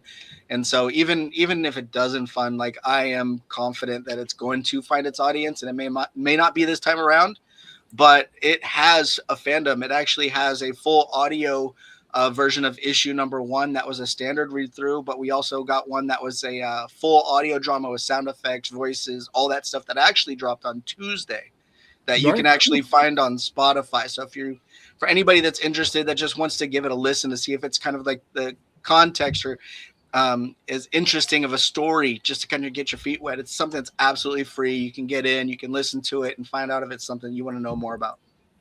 All right. Last but not least, we've got me. I'm live. I normally only do this when I'm live, and I'm technically live with Braden. I'm also live with Nightwolf, which I'm going to show you in just a second. We're not going to take a big thing. I'm not going to put myself on the board. Did you read his numbers out so I can back it and it counts for your madness? Did I send? I didn't do that? All right, let me get that. This is again rules. Sean's conspiracy that I hate him is I'm not sharing it. I did share his stuff out. Maybe I didn't share it to YouTube. It's all shared. I saw it. Yeah, I see it. Yeah, it's all shared. Yeah, it's there. He just wants you to share it again. Okay. All right, so I'm going to share two things. I'm not going to add either of them to the list, but I just want to talk about them. Obviously, I'm live. Braden's book, so you can back that to show support to me. Also, I am going to quickly show 2 other things real quick, and then we're going to go back over the list and see if we've got everybody money. Yell at people if we need to. Do that whole thing. So real quick, I'm going to share. I am a writer on Snowpaw. So Snowpaw is a Rob Maltari book. It is about werewolves. This one, he does another series called Nightwolf. I've written in both of those. I did a 4-pager in this. I've been telling the same story in all 4 pages. So I've written in all 4 graphic novels. I'm sorry, this is the 3rd one. I've written in the 3 graphic novels. I write a 4-page story in it about a character called Lucas, and it's very, very cool. So if you've never picked it up, this is the graphic novel for Snowpaw. It's a complete story. It's about a werewolf in Ireland that goes through their first change. It's very, very fun. Rob does some great stuff. Most people know this or have backed it. He's a good creator. Look at it. It's already at 16,293 backers. Everybody know this book? Rob, sorry. Yeah, I've heard of him. Katrina, who's my editor, edits this too. Oh, nice. Yeah, editors, indie comics, all comics need editors. Nice. 100%. Heck yeah. So I'm going to share that out. If you want to support me, go ahead and give that back. I'd appreciate it. It's very good. Like I said, I did 4 pages on this. I'm super excited. If you're a supporter of me and you want to support books that I'm in, that's one of them. The other one I'm going to promote is I want to show you guys something.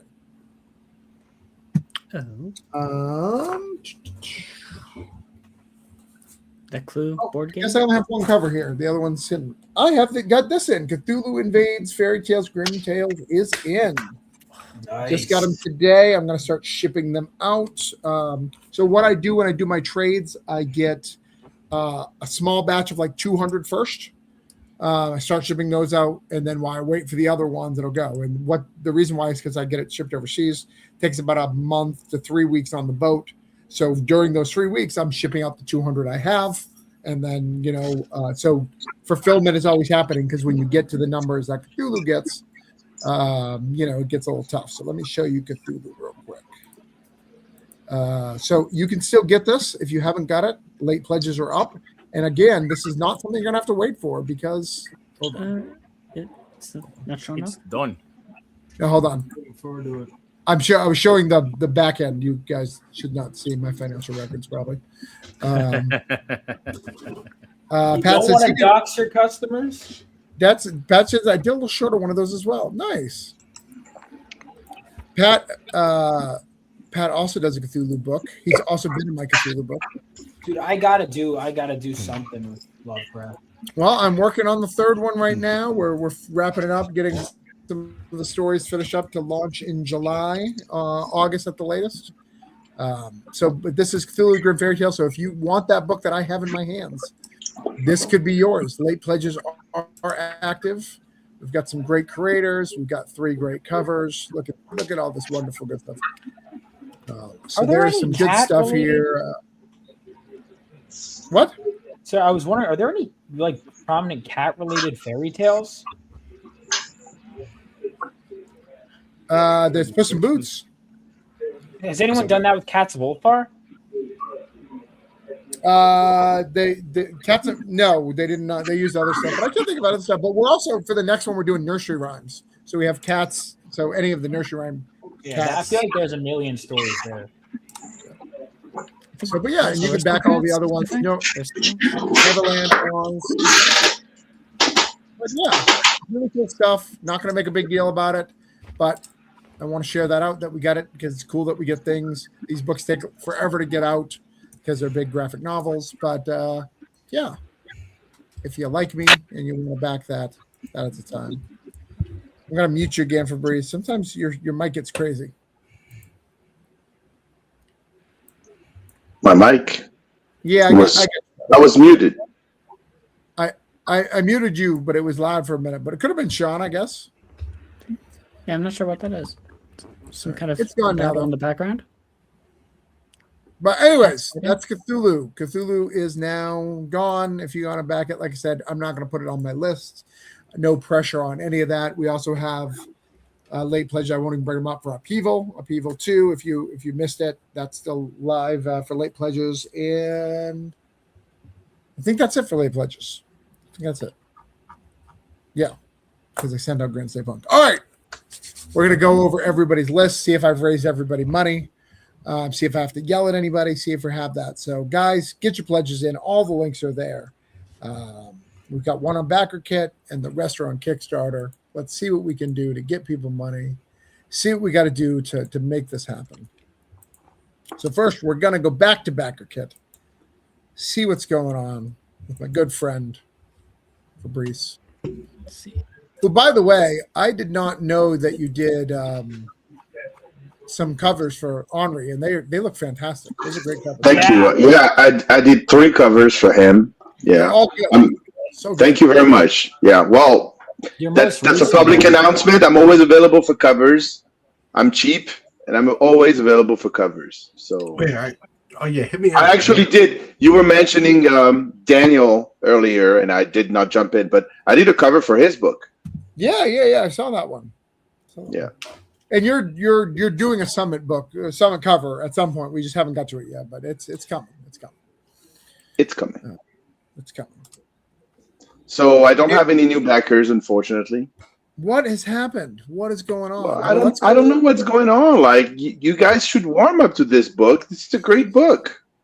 Right. It looks fun.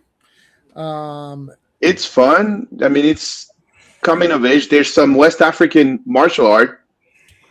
So yeah, I don't understand.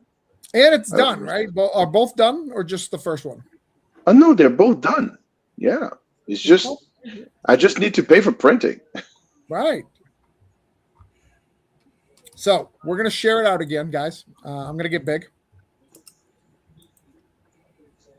Vegan. Seriously. All right. Hold on. Finn, unmute for a minute. Yes, sir. And I know you just hit puberty, but I'm going to yell at some people. Don't get scared. It's more of an act. But people need to be yelled at because they didn't do what I asked them to do earlier, and I have to punish them. So this is how we handle things in America. This is just the way it is. Let's go, Trav. All right. Let's do it. Look, I know probably about 10 people who've ever done work at Marvel and DC. Fabrice is one of them. And he doesn't even like it, but he talks to me and he has dinner with me and he likes me. I can never like you. Him right. He even likes me. See? And you I like guys you. are fucking up this relationship because it's on Backer Kit. That's ridiculous. You guys all talk shit about, oh, manga's so great. You should give it a try. Try the One Piece. No, I don't want to try the One Piece, and you won't try this fucking bullshit book. It is called Red Flower. All right. It is a guy who where'd he go? Reese, where'd he go? He went to Japan?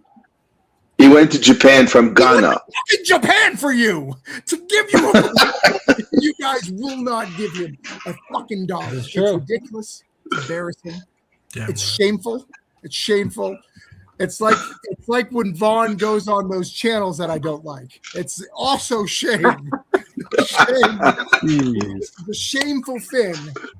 So I'm going to share it out again, and I'm going to come back to it in a minute. And if that number hasn't increased, I'm going to lose my mind. And Finn is very sensitive.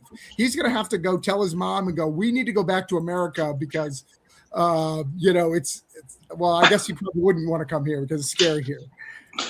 I mean, Finn, like shit is fucking bad. Do not come here. Stay where you're at. Hell yeah. Brian has backed. Yeah. I've just seen it. But we need more. What the heck are we doing here? We do need more. We need more. This Yes. great. Where are you guys in the audience? And I'm being a dick and sharing Cthulhu. Yeah, on I this. see It's that. Not helping anything. I'm like, hey, Back him too, yeah. there, share it out. Share it out. Soft cover. There are people watching this Kickstarter right cover? now. There's tons of people watching this, guys. All right. So don't fuck this up.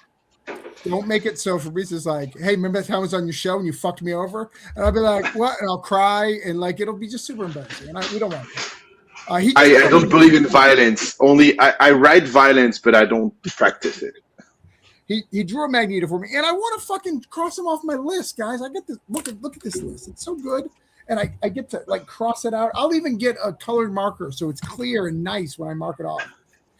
Anyways, we'll come back to you. We'll come back. Look good. All right. Oh, I think I just saw it That's go up. fantastic. I don't care if it got up. Like I'm so mad at them. I want them to think about what they did and keep backing until I get back. We'll get to it. All right, Brian, first-time creator in Massachusetts, hangs out with me every time I come into town when he's available. A good friend to me, a good friend to Orange Cone. He was at 1,167. Oh, you're talking about that. Okay. With 60 backers. We're going to bring up your campaign and see if I have to yell again.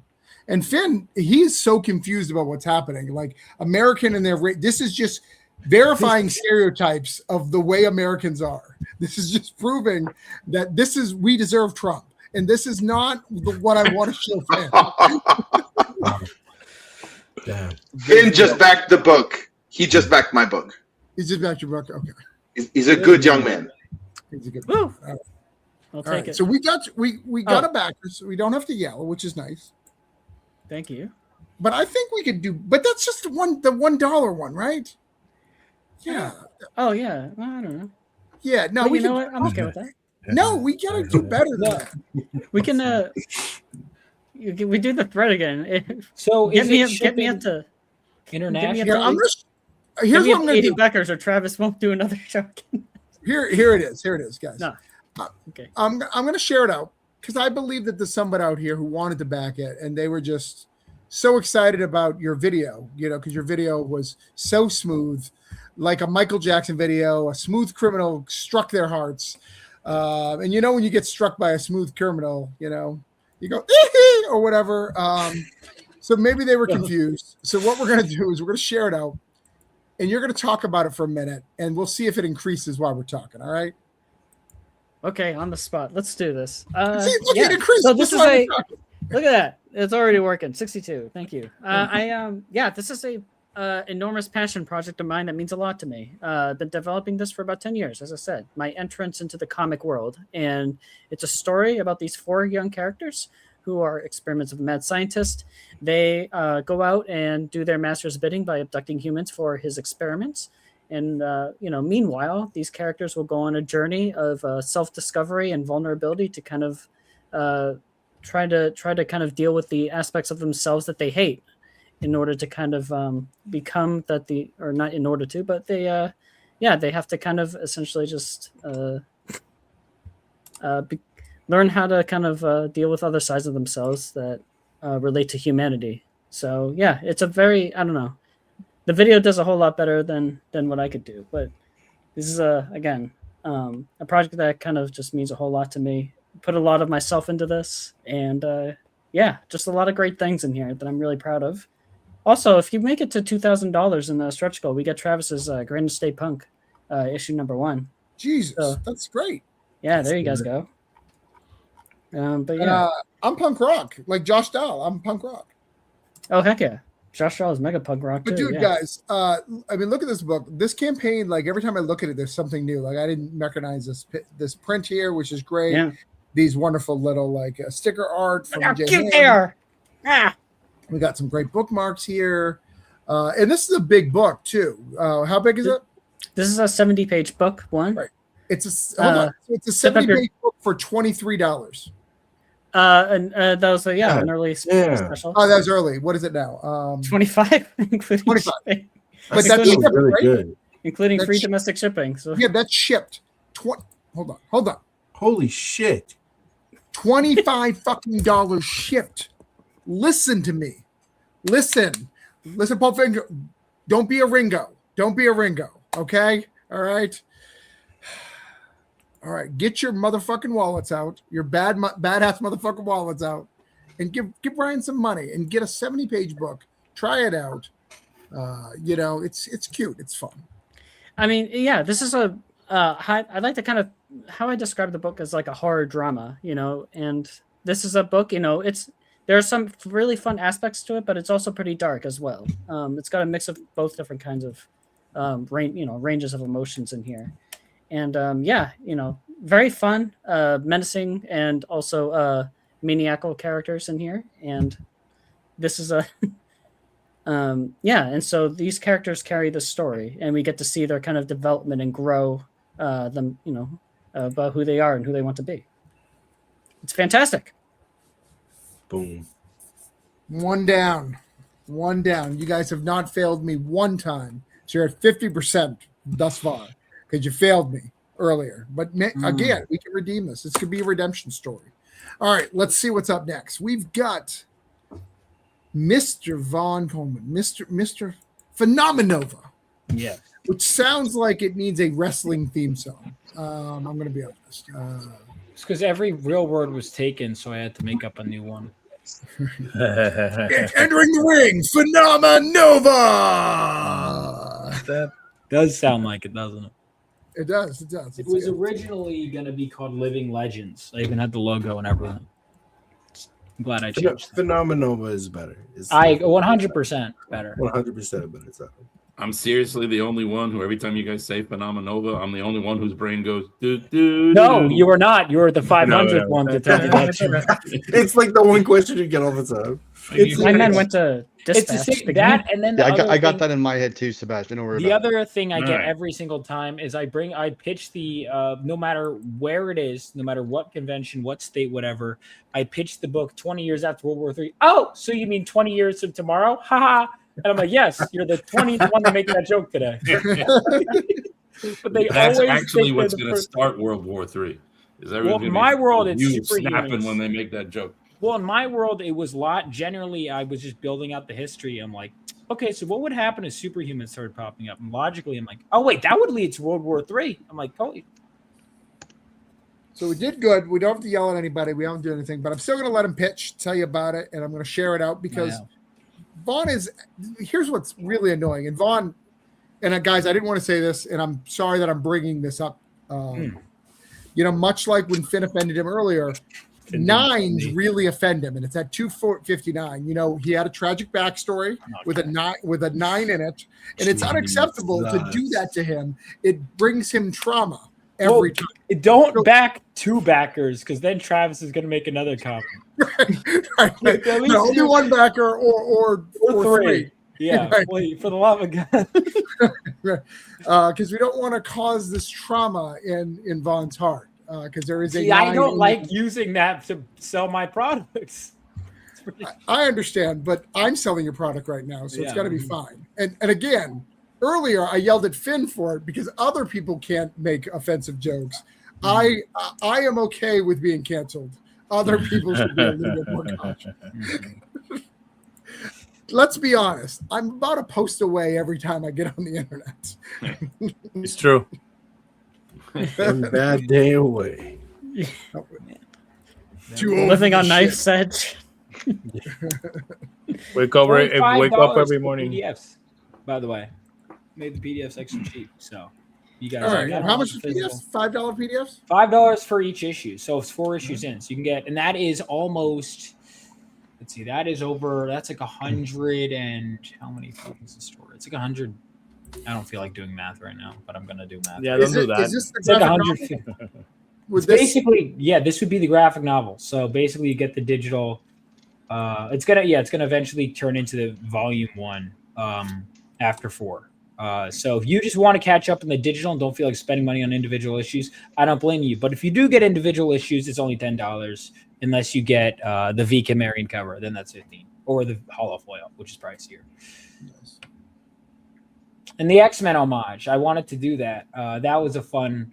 I was like I was rewriting it to have a robot fight because I was like, they're training, let's make it interesting. And at the time I was going through a Lovecraft phase, and I was like, you know what? It's a tentacle robot now. And then I was like, you know what? Let's homage this. This has always been like, it was Uncanny X-Men 176. I've always loved that cover.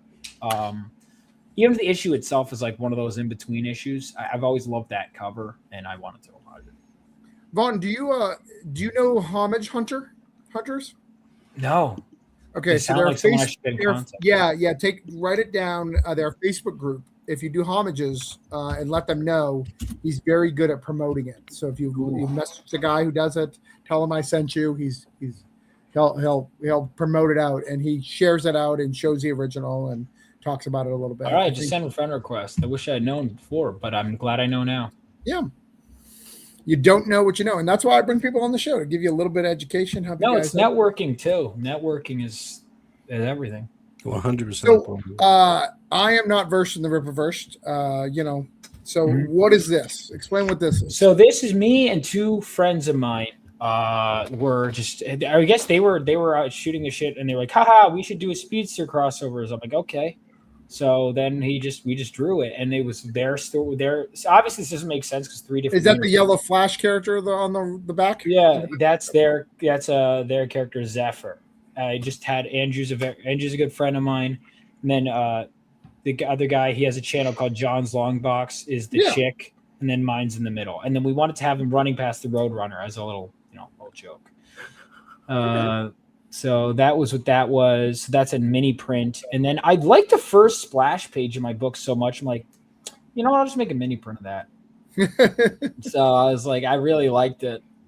Because I like those Marvel, those 80s, well, it was before 80s. I love those opening splash pages where it's like, bam, and then you're into the story. And so I write my stories, generally speaking, with those. Oh, I got to tell you, I would steal your artist in a minute. He's so good. He's so good. I would steal.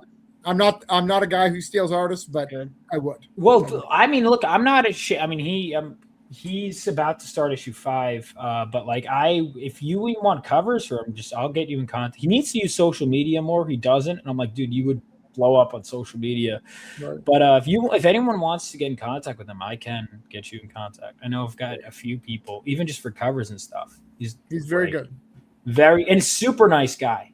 I'm gonna try and get him out to New York Comic Con. We'll see. He's in the Philippines, but he's always wanted to come to All right. But all right, so we got you backers. Again, the 9 is very offensive to him and his family. So if you guys could get rid of that.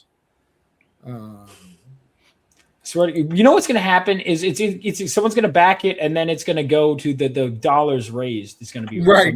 Fucking 9.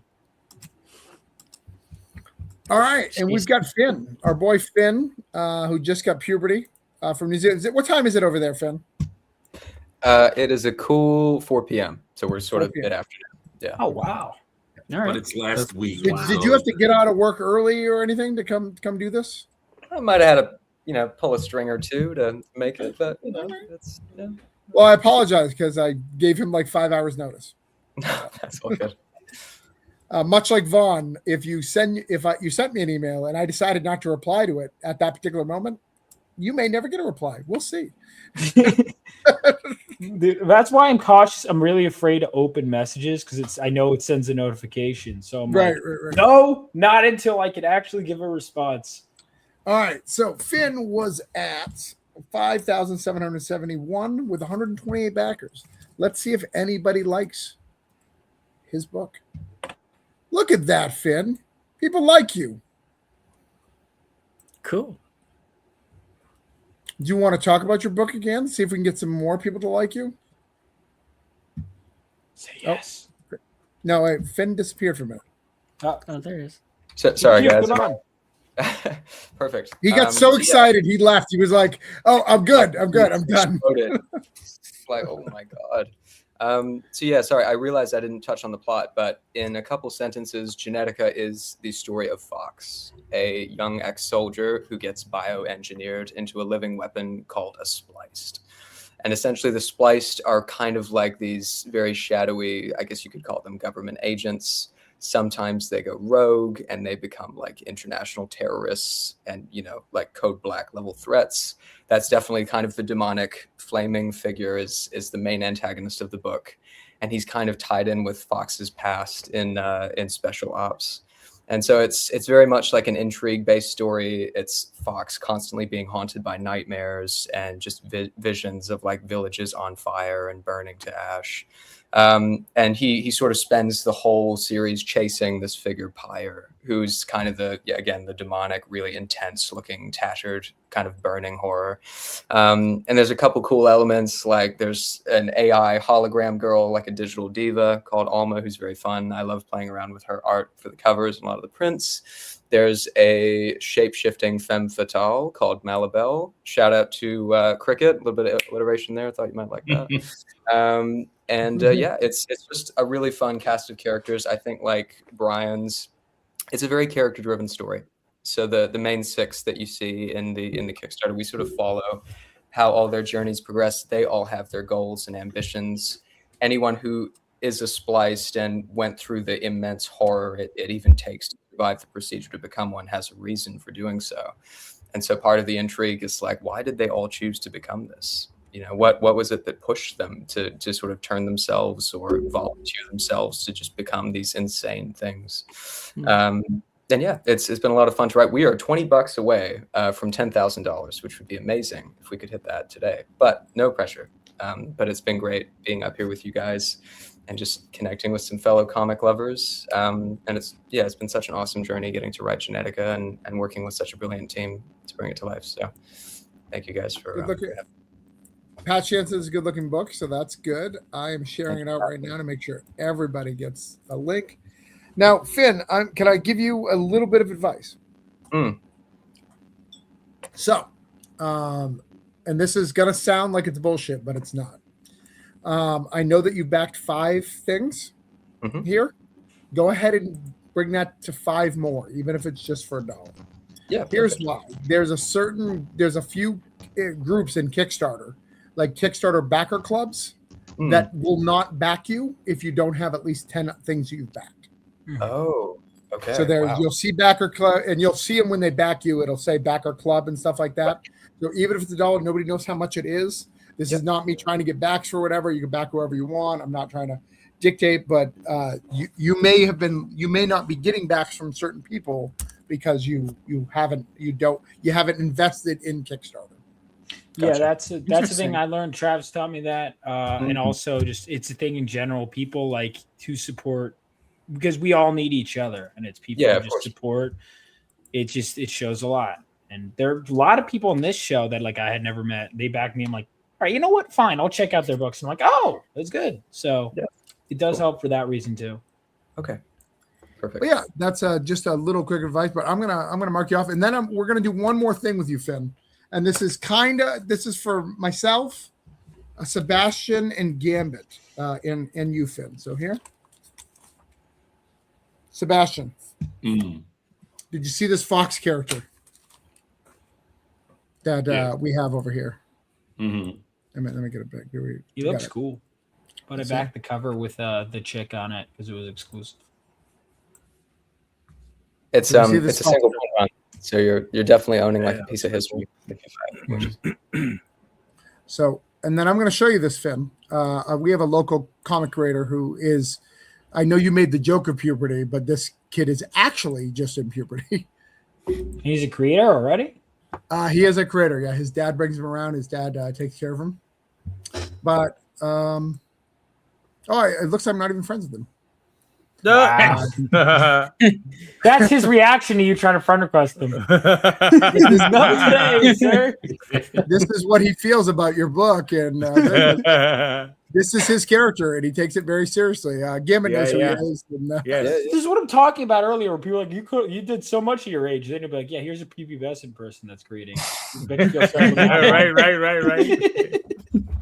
So what I'm saying to you, Finn, is make sure your legal stuff is in order because I am going to report you. He will sue. Okay. Well, it's been nice knowing you guys. It's been a pleasure. It's been real. What I'm hearing, Travis, is we've both got good taste in our character designs. Right. That's exactly what it is. Just saying. Great minds and all that. Yeah, if you want to buy T-shirts, he's got some. Maybe we work something out. He's already got the design made. But yeah, that's interesting. That guy and his father, that kid and his father, come to almost every signing that we're at to show support and take a picture. His dad's really supportive of his son's desire, and the kid's made 3 books. Yep. Damn, that's awesome. Uni's a busy boy. Yes. All right, next up, we've got Braden and Mai's book, Kodiak. Hell yeah. Canada. And America, the merger. The marriage of the two countries. Well, I heard you guys are going to become the 51 state. Our president said that. That's a big ass state. That is Puerto Rico's slot. No. Man, you walked right into that. No. That's what I'm going to say. Puerto Rico should be I understand it's an odd number. Like the 50 is like the perfect number, but it's like Puerto Rico should be a state. They have more people than Wyoming. Then again, everyone has more people than Wyoming. DC is not a state, technically a state either. Well, but that's like a city though. That doesn't really. That doesn't count. That's where, like Puerto Rico, I can accept as being a city, and DC. No, Washington D.C. I mean, it doesn't have representation either. But except for our entire government. No. But I mean, like senators and all that. Anyways, well, we got up to 64, so we did get one, which is great. But Braden's here and I'm here, so I feel like we need to get at least 2, right? There's 2 people here in the book. 100%. Logistically, it just makes sense, And if you haven't got Sketch Night or Haven, there's a catch-up tier. It's physical. Look, somebody came just as I went. Yeah, they heard me say it. But go ahead. What'd you say? I was just saying if you haven't backed Sketch Night, which is the same artist of this, so if you like this artist, you're gonna like Sketch Night. I'm just saying. There's a catch-up physical where you can get all 3 for a low price, lower than each individually, right? And you get back it Sketch Night. Who knows? If I was hoping you would. I'll check now. Haven's What's pretty damn best good is too. just get a second Haven, copy for your friends and family. Yeah. Canada is running out of money fast. So here's the they thing. just took my shipping money today. Did you see the shipping costs are so bad, dude? I had to It's ship crazy. something to Canada. So I have to use. I'm like, you're right there. It's insane. That's what I'm saying. You guys are cross. I can't. It's just U.S. based. It's bloody murder for me. So Canadian dollar is weak. Your U.S. dollar is strong. All right, $5 US is like $1 million here. So that's an exact translation of how much it is. You see the CAD there. That means you can spend more because it's less to you. All right, I feel bad about missing your messages. I'm backing you. All right, don't mind about it. Now you have no right to complain. There we go. So, hey, Vaughn, do you use Pirate Ship? I think because normally I do it through fulfillment, but they don't have my variant covers anymore, and so I put all those on my website. So use Pirate Ship. I think my fulfillment does, so they get all the special stuff. But you can get it too. You can just download it. It's not a big deal. It's not something special. I've been just too lazy. Yeah, no, I should probably. And there's a thing called Simple Shipping Tool, and you can ship to Canada for like $15. Simple export. Yeah. Simple export.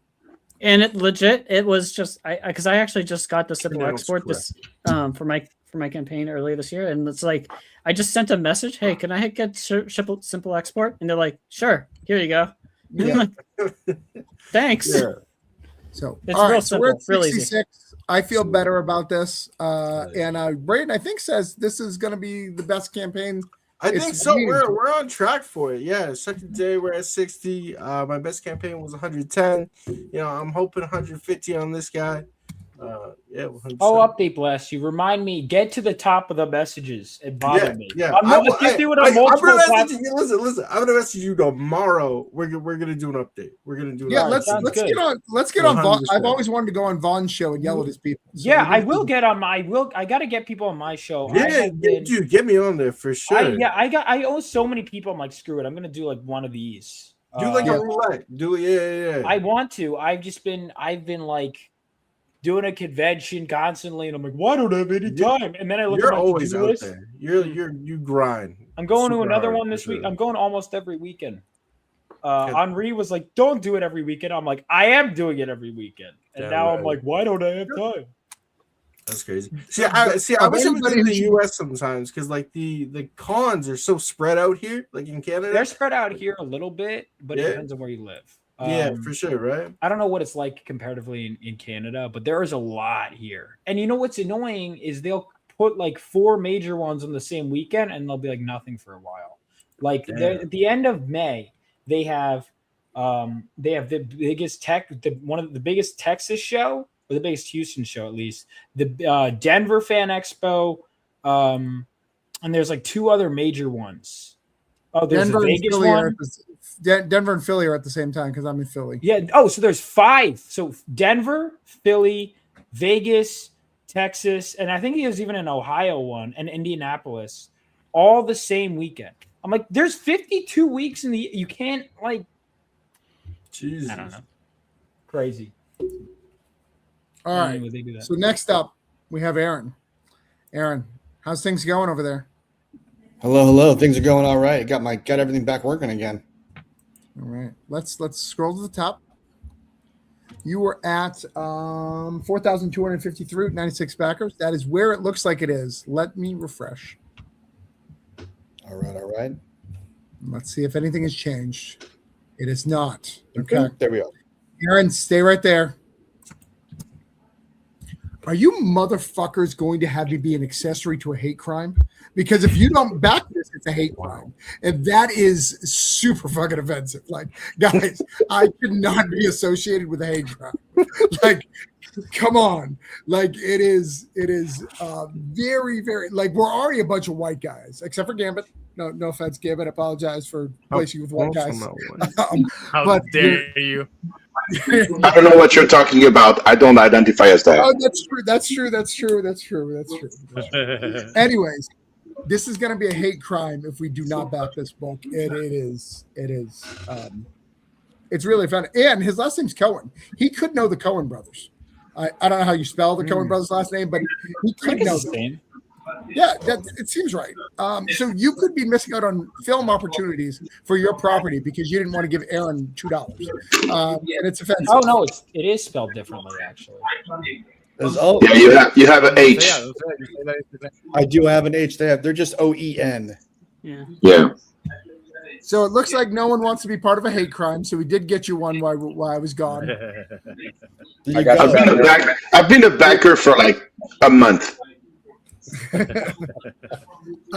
So Aaron, go ahead and tell. I'm going to share out the link real quick and go tell everyone again who may have come in late why they need to back this and not be participations in a hate crime. Yeah, well, Sticks and Stones is a super fun holiday special with 3 Jewish holidays, 3 Madcap mysteries, 1 with Sugar and the Family. You're following 1 multi-generational family through Hanukkah, Passover, and Purim. They're all Scooby-Doo-like mysteries, led by Ben, who thinks he's like a Columbo mixed with a mobster and makes these detective stories out of all the mysteries. Hanukkah is a spiritual sequel to the movie 7. We're calling it 8 for Hanukkah. And, it's not violent, but it's, it's all ages fun. And for 8, we're doing 1 page. It's an 8-page story for Hanukkah, 1 page a night. So, it's like a gift every day. And then we have the Purim story is more like a Scooby-Doo costume whodunit. And then the Passover story is more like a Agatha Christie Clue, where at the Seder, Ben stands up and tries to convince everybody there's a crime going on with one of his cousins. So it's kind of for anyone who has an extended family who celebrates holidays and wants to be seen within their household and have a good time doing it. Now, what is Purim? Because I'm not familiar with that one. I'm familiar with Passover. I'm familiar with Hanukkah. What is Purim? So Purim is a holiday. The way that's celebrated, which is interesting, is it has a costume aspect to it and also a sketch where you act out Purim and different things happening. There's a Megillah scroll that is read during Purim. The Megillah scroll, as part of the Purim story, is missing, and the dad and the son team up to try to find it because it's a family heirloom. Okay. Interesting. All right. So I have shared it out. Please back it more. I want to get him to 100 backers. In fact, I'm going to lay out my claim. I will not do another. I'm going to say it again, just like an Henri show. Oh, no. Not do another show until Aaron gets to 100. Won't do it. So if Aaron doesn't get to 100 by the end of his campaign, I am never doing another show. And I am a stubborn asshole. So, don't challenge me on it. That is some pressure. That is some pressure, I'm sure. So I'm going to mark. Travis is a man of his word. I'm a man of my word. So if you want to share that out tomorrow, Aaron, and let them know that there will be no more creator hangouts. I will not be raising people money until. Oh my gosh, I'm putting that down. We're doing a whole special thing for it. I might have to convert. That's a fun holiday. Hey, there you go. Mazel tov, man. Welcome. Come on in. I actually just found out a couple of years ago, I was just going to go to a synagogue and Daniel and my friend Frank Martin, who's also, they're like, you can't. I was like, what? You can't. You've got to be vetted and all that. I was like, that's crazy. But it just shows even though people say that there's not hate crimes towards them, I know I made a joke about it earlier, but I literally needed to be vetted to attend. You see, that's the next story, Travis. You really want to go to the synagogue, but you can't get in. So we got to find a way to sneak you into the synagogue to go to the service because you're just Hell not in. yeah. Yeah. Damn right. There's a good story there. Well, next, I'm glad that I know more because I'm always tapping Daniel for when I do holiday spirits because I always try to get other holidays in. So I'll have to tap you up for one of those coming up. Sounds fantastic. All right. Let's get to Summit Comics. And I don't know if Sebastian told you, but Summit Comics have the best superhero comics. I know Finn, Braden, and Vaughn will probably argue, but Summit is doing some crazy shit. All sorts of craziness. All sorts of craziness. We're getting articles. So this one apparently is Spider-Man. Okay. This is the next Spider-Man. Tell us about the next Spider-Man, Sebastian. Word on the street is he's the next Spider. I love that they always do that. That CBR, like CBR only took this because I had an exclusive cover and it had names that were recognizable upon it.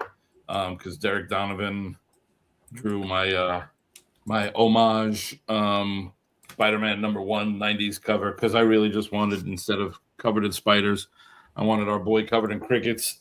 And as Derek proudly tells you, he says he did the research, and a group that large of crickets is called a fuck ton of crickets. I think he may be improvising a little, but I'm not just saying it. CBR. But and then Laura Martin, formerly Laura Dupuis, did the coloring. She did stuff like The Authority, Planetary, JOA. Are those books good? I've never heard of them. Are they good? Yeah, I've heard things that they were okay. I was busy reading Supreme, like anything prior to Alan Moore, the good stuff. She was friends with Carl, but I actually met her before that because I had to tell her this story of my ex-wife when I owned a comic book store. One day I came home with, I think, Planetary #1, and my ex, who never read comics, didn't know anything, whatever, goes, "Oh, is that a Laura Dupuis?" And I went, "What?" And she goes, "The colors." I go, "I know what you're talking about, but what do you mean?" And she goes, "Well, I could just," from across the room, she recognized the coloring on the cover because she said, "Well, I read your stack that you leave in here when you're not home, and I really like the colors on The Authority, and those are the same colors."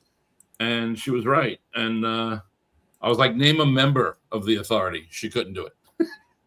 Name the writer or the artist. Couldn't do it. She could spot Laura Dupuis colors from across the room. So now Laura's married and she's Laura Martin. But yeah, so she colored that for me. But yeah, CBR always does this, new startup company exists, out to compete with Marvel and DC. Correct. And I'm like, I mean, I compete with them in the same way that, when you look up in the sky, a house finch is competing with a condor for space. The condor is taking up a lot of space. The house finch, not so much. And the condor might eat it if it sees it. But I guess technically I am competing. For the record and for that analogy, if Marvel or DC would like to buy us out now, we are more than happy to take offers. We will stop competing immediately. Right.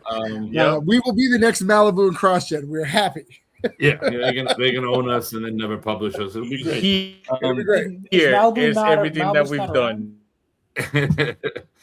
Bop on Marvel. But yeah, so somehow I created a city that's filled with mad scientists. It didn't start out that way, but part of it was just once I had a couple, I seemed to lean into the rest of them. And also, for those of you who also write superhero comics, hint and a half. If you have a city that has like 100 mad scientists running around, you don't need to hurt yourself coming up with origins. These fuckers just do things.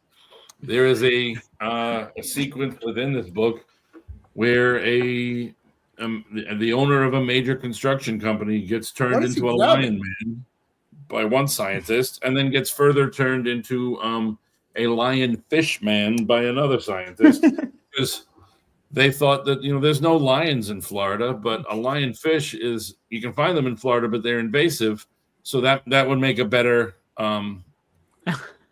match for Cobalt Cricket's idiom, and that's what she does, and she just turns him into that. He's not thrilled about it, and but it happens. Now he's a semi-aquatic lion with venomous quill fins. It's problematic.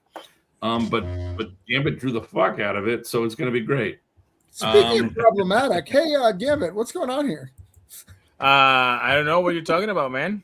That's just a pile of sand that he put his hands in there. Hey, it's sand, dude. It's a belly button. Yeah, it's a pouch. You know what I mean? It is Florida, Travis. I don't know why he's so surprised. Yeah, this is happens all the time. He's digging deep. This is happening right up the road, Travis. Right now. So if you zoom out a little bit, the panel before, you see how he's gearing up to punch him, right? And he puts his hands inside of it. He's not trying to punch him. he's just trying to put his speakers that he has on his gloves that amplifies his chirp, so that when he pushes his hands inside of it and makes his wings vibrate, it goes through the speakers and blows him up into a bunch of sand all over the place to get rid of him. But So you this is and not your Vegas. Serial Gambit explains it. This is not He blows Vegas. him up? I know what a double fisting looks like, and that's a double fisting, good sir. well, man, You know, I like elaborate, what Travis. I Yeah, like wait, what hold I on a like. What can I second. say? How do you know that? Now we Good know how choice of Travis's books get funded. He blows himself up. You Gotcha. gotta do it Two-fisted something. tails. But we got you the But, thing. Oh, you were $8 away from double funding. I which is know, great. this is Right? frustrating. That's amazing. That's amazing. I want to mention that I forgot who was it that mentioned that they like to write their first page as a big splash page to start, and this first issue, it's exactly that. That first page is just a splash page of the cricket fighting Sandtrap, and that's it. That's the first page, a big splash page. I love that page so much. I want to make that page a print. And it's funny that he mentioned that earlier too. He's like, "Oh, I love that page so much. I'm gonna make it a mini print." I said, "Damn it! That's what I wanted to do too." See, I thought that when he said it too. I was like, I too grew up on the same era of books you're talking about, and that is how a Marvel book starts, with a big splash page, and then it cuts to a couple of putzes sitting on a couch talking about, "Hey, I fought a golf course that walked like a man earlier today." Well, remember Chuck Dixon's style was every 5 pages is a splash page. And Jim Lee's was every page was a splash page, but That's because he's beautiful. But let's watch this video. Can we watch a video? Because the video is funny. if it makes you happy. Yeah, it does. Do we have a video Welcome here? to Yeah, Carl's yeah, Bay, Florida, where the sun is always shining, the water is always blue, and the golf simply to die for. Spend your afternoons at the exclusive club, where the only thing bigger than your handicap is the giant sentient pile of silica currently eating the 9th hole. Look out for sand trap. Carl's Bay has a special attraction to mad scientists, people who like to do the unnatural just to see what happens. Some of them are evil, some of them are good, and a handful of them are just curious. But nonetheless, the results are chaotic, and they accidentally gave Glenn Fielding all the powers and abilities of a cricket, which, if that sounds underwhelming, it is. And that's why his adventures are hopefully so fun to watch him try and take on these things using, it's not a Wolverine, it's not a bat, it is not cosmic. He has the powers of cricket. Makes a chirp. He has to augment it. You come on board, hope you hop on. See, hop, because it's a cricket. It's a cricket, Joe. It's a cricket. All right. See you in the funny pages.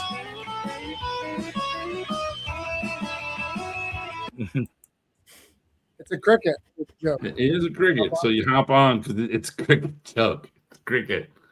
But yeah, even in Pinnacle, our big introduction to the entire Summit universe, there's a line where he's fighting a villain named Saltpeter, the crystalline criminal, and Saltpeter is complaining about why doesn't he get, why does he never get to fight why does he never get caught and brought in by the bigger, better superheroes? It's always this cricket guy.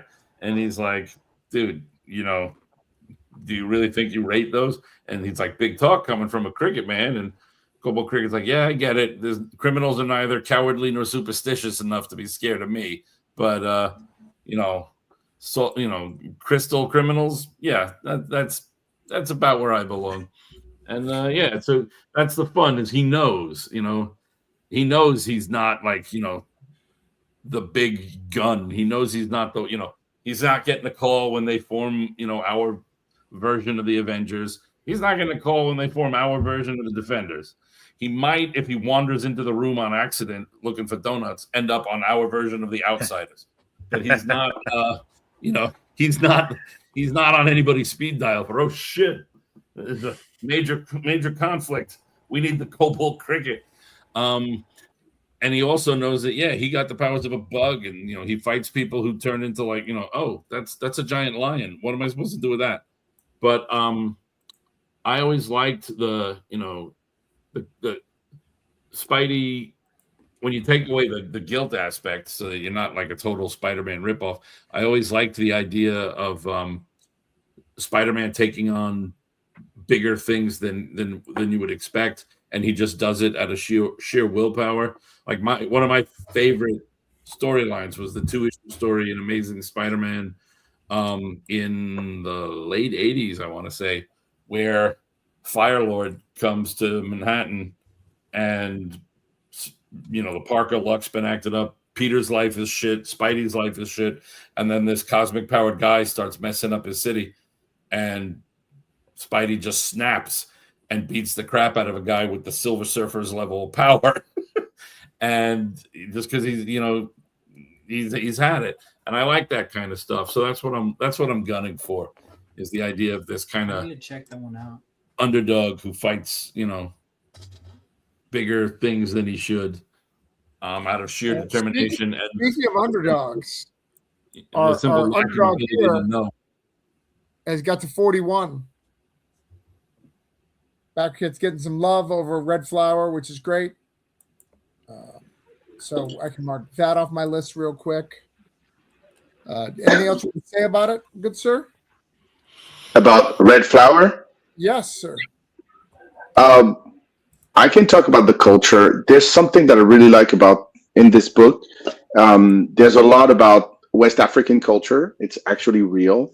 You have a lot of inserts with pages of information. Let me try to find that about the jewelry and how people are dressed, and all the beliefs of the tribes in West Africa. It's really nicely done.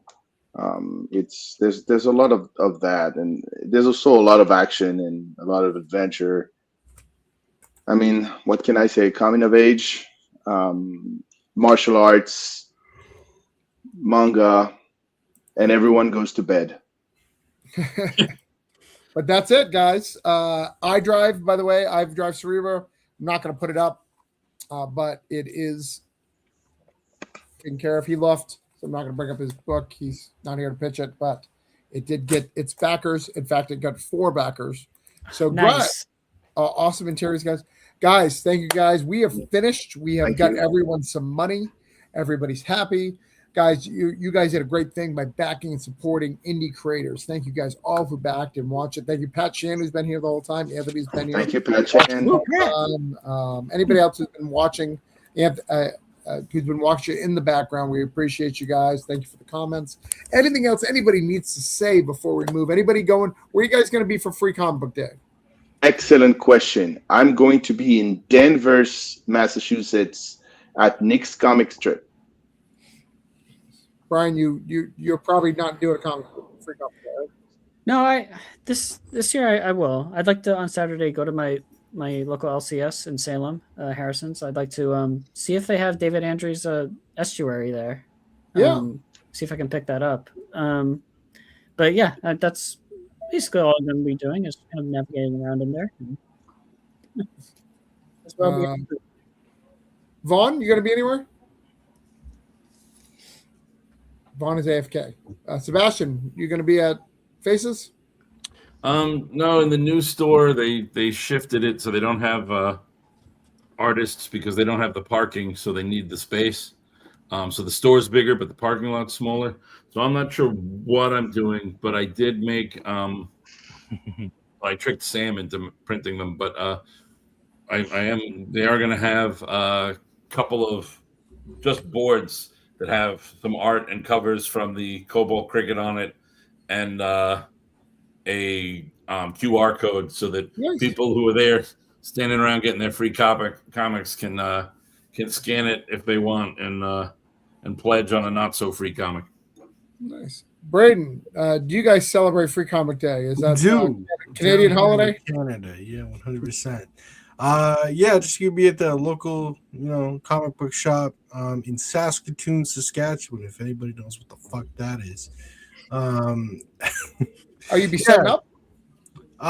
No, I'm gonna be supporting, but not setting up this year. But yeah. Ben, where are you going? What's going on in Ireland for Free Comic Day? In Ireland? New Zealand, right? Ireland, New Zealand, it's all the same place. Bro. Oh my God, geography. Yeah, the same. Finland earlier. His name is Finn. That's an Our Irish education name. system that You thought he'd know about Ireland also. Makes sense. No, easy mistake. So I will be at Heroes for Hire, which is my local Auckland comic book store, most likely. So yeah, that should be good fun. I have one question, but I'll save it to the end. Sure. Aaron, where are you going to be? I'll be supporting the local comic shop here, passing out some QR code promo bookmarks for the end of the Kickstarter. So I got my shops will be kind of handing those out with some free books, which will be awesome. And then I'll be at a local shop when the book launches. I got a book launch set up at a local shop, so we love those guys. They're really indie friendly, so it's great. All right, and Gambit, where are you going to be? Do you have a place? I don't think Gambit's really here. It's all lies. There he is. Oh, there he is. You can hear me? I'm back. We can hear you. Yes. Am I You're on kind live? of in a weird movement, but yeah, we can hear you. Yeah, I'm going to be at Flashpoint this Saturday in Orlando. Okay. And I took Free Comic Book Day off. I had sent like 3, like, hey, I'd like to go to your store because I like to go to a different store every year, and I never followed up on any of them. So I am just gonna attend Famous Face and Funnies. I'll probably see Sebastian there. We'll pick up our books and be like, hey, we create these things. We swear. That's casual. But yeah. All right. Finn, We are gonna wrap up. So Finn, you had a question. Oh, Vaughn, where are you gonna be for Free Comic Day? If there wasn't a con that I was committed to, I probably should have asked Jay and Silent Bob's, but I'm going to be at Saratoga Comic Con this weekend. I'm driving up there tomorrow. And so if anyone's in upstate New York, stop by. It's actually a really good show. So, All right. And Finn had one question. What do you got before we sign off? Yeah, so I guess just a thought piece, but right at the beginning we spoke about Kickstarter controversy, so I was just curious. God, I was thinking of bringing it up to Travis. Nope, it's 12:30. Nope. We're not. All right, I'll have to find out. Well, maybe is it good that if I'm just in ignorance and I don't know about controversies? It's good. It's good. Don't worry about it. Don't worry. Okay. None of us are working on not safe for work books currently in the group, so don't worry about it. Okay. But, yeah, my all ages book is going to be okay. You'll never know about it if Aaron doesn't get to 100 backers. So I mean, that's it. We should put that in there. It's you'll never know about this controversy unless. You should get if he makes it to 100 backers and you want to talk about it for the next stream, you should get Pat Shandon. You should to duke it out.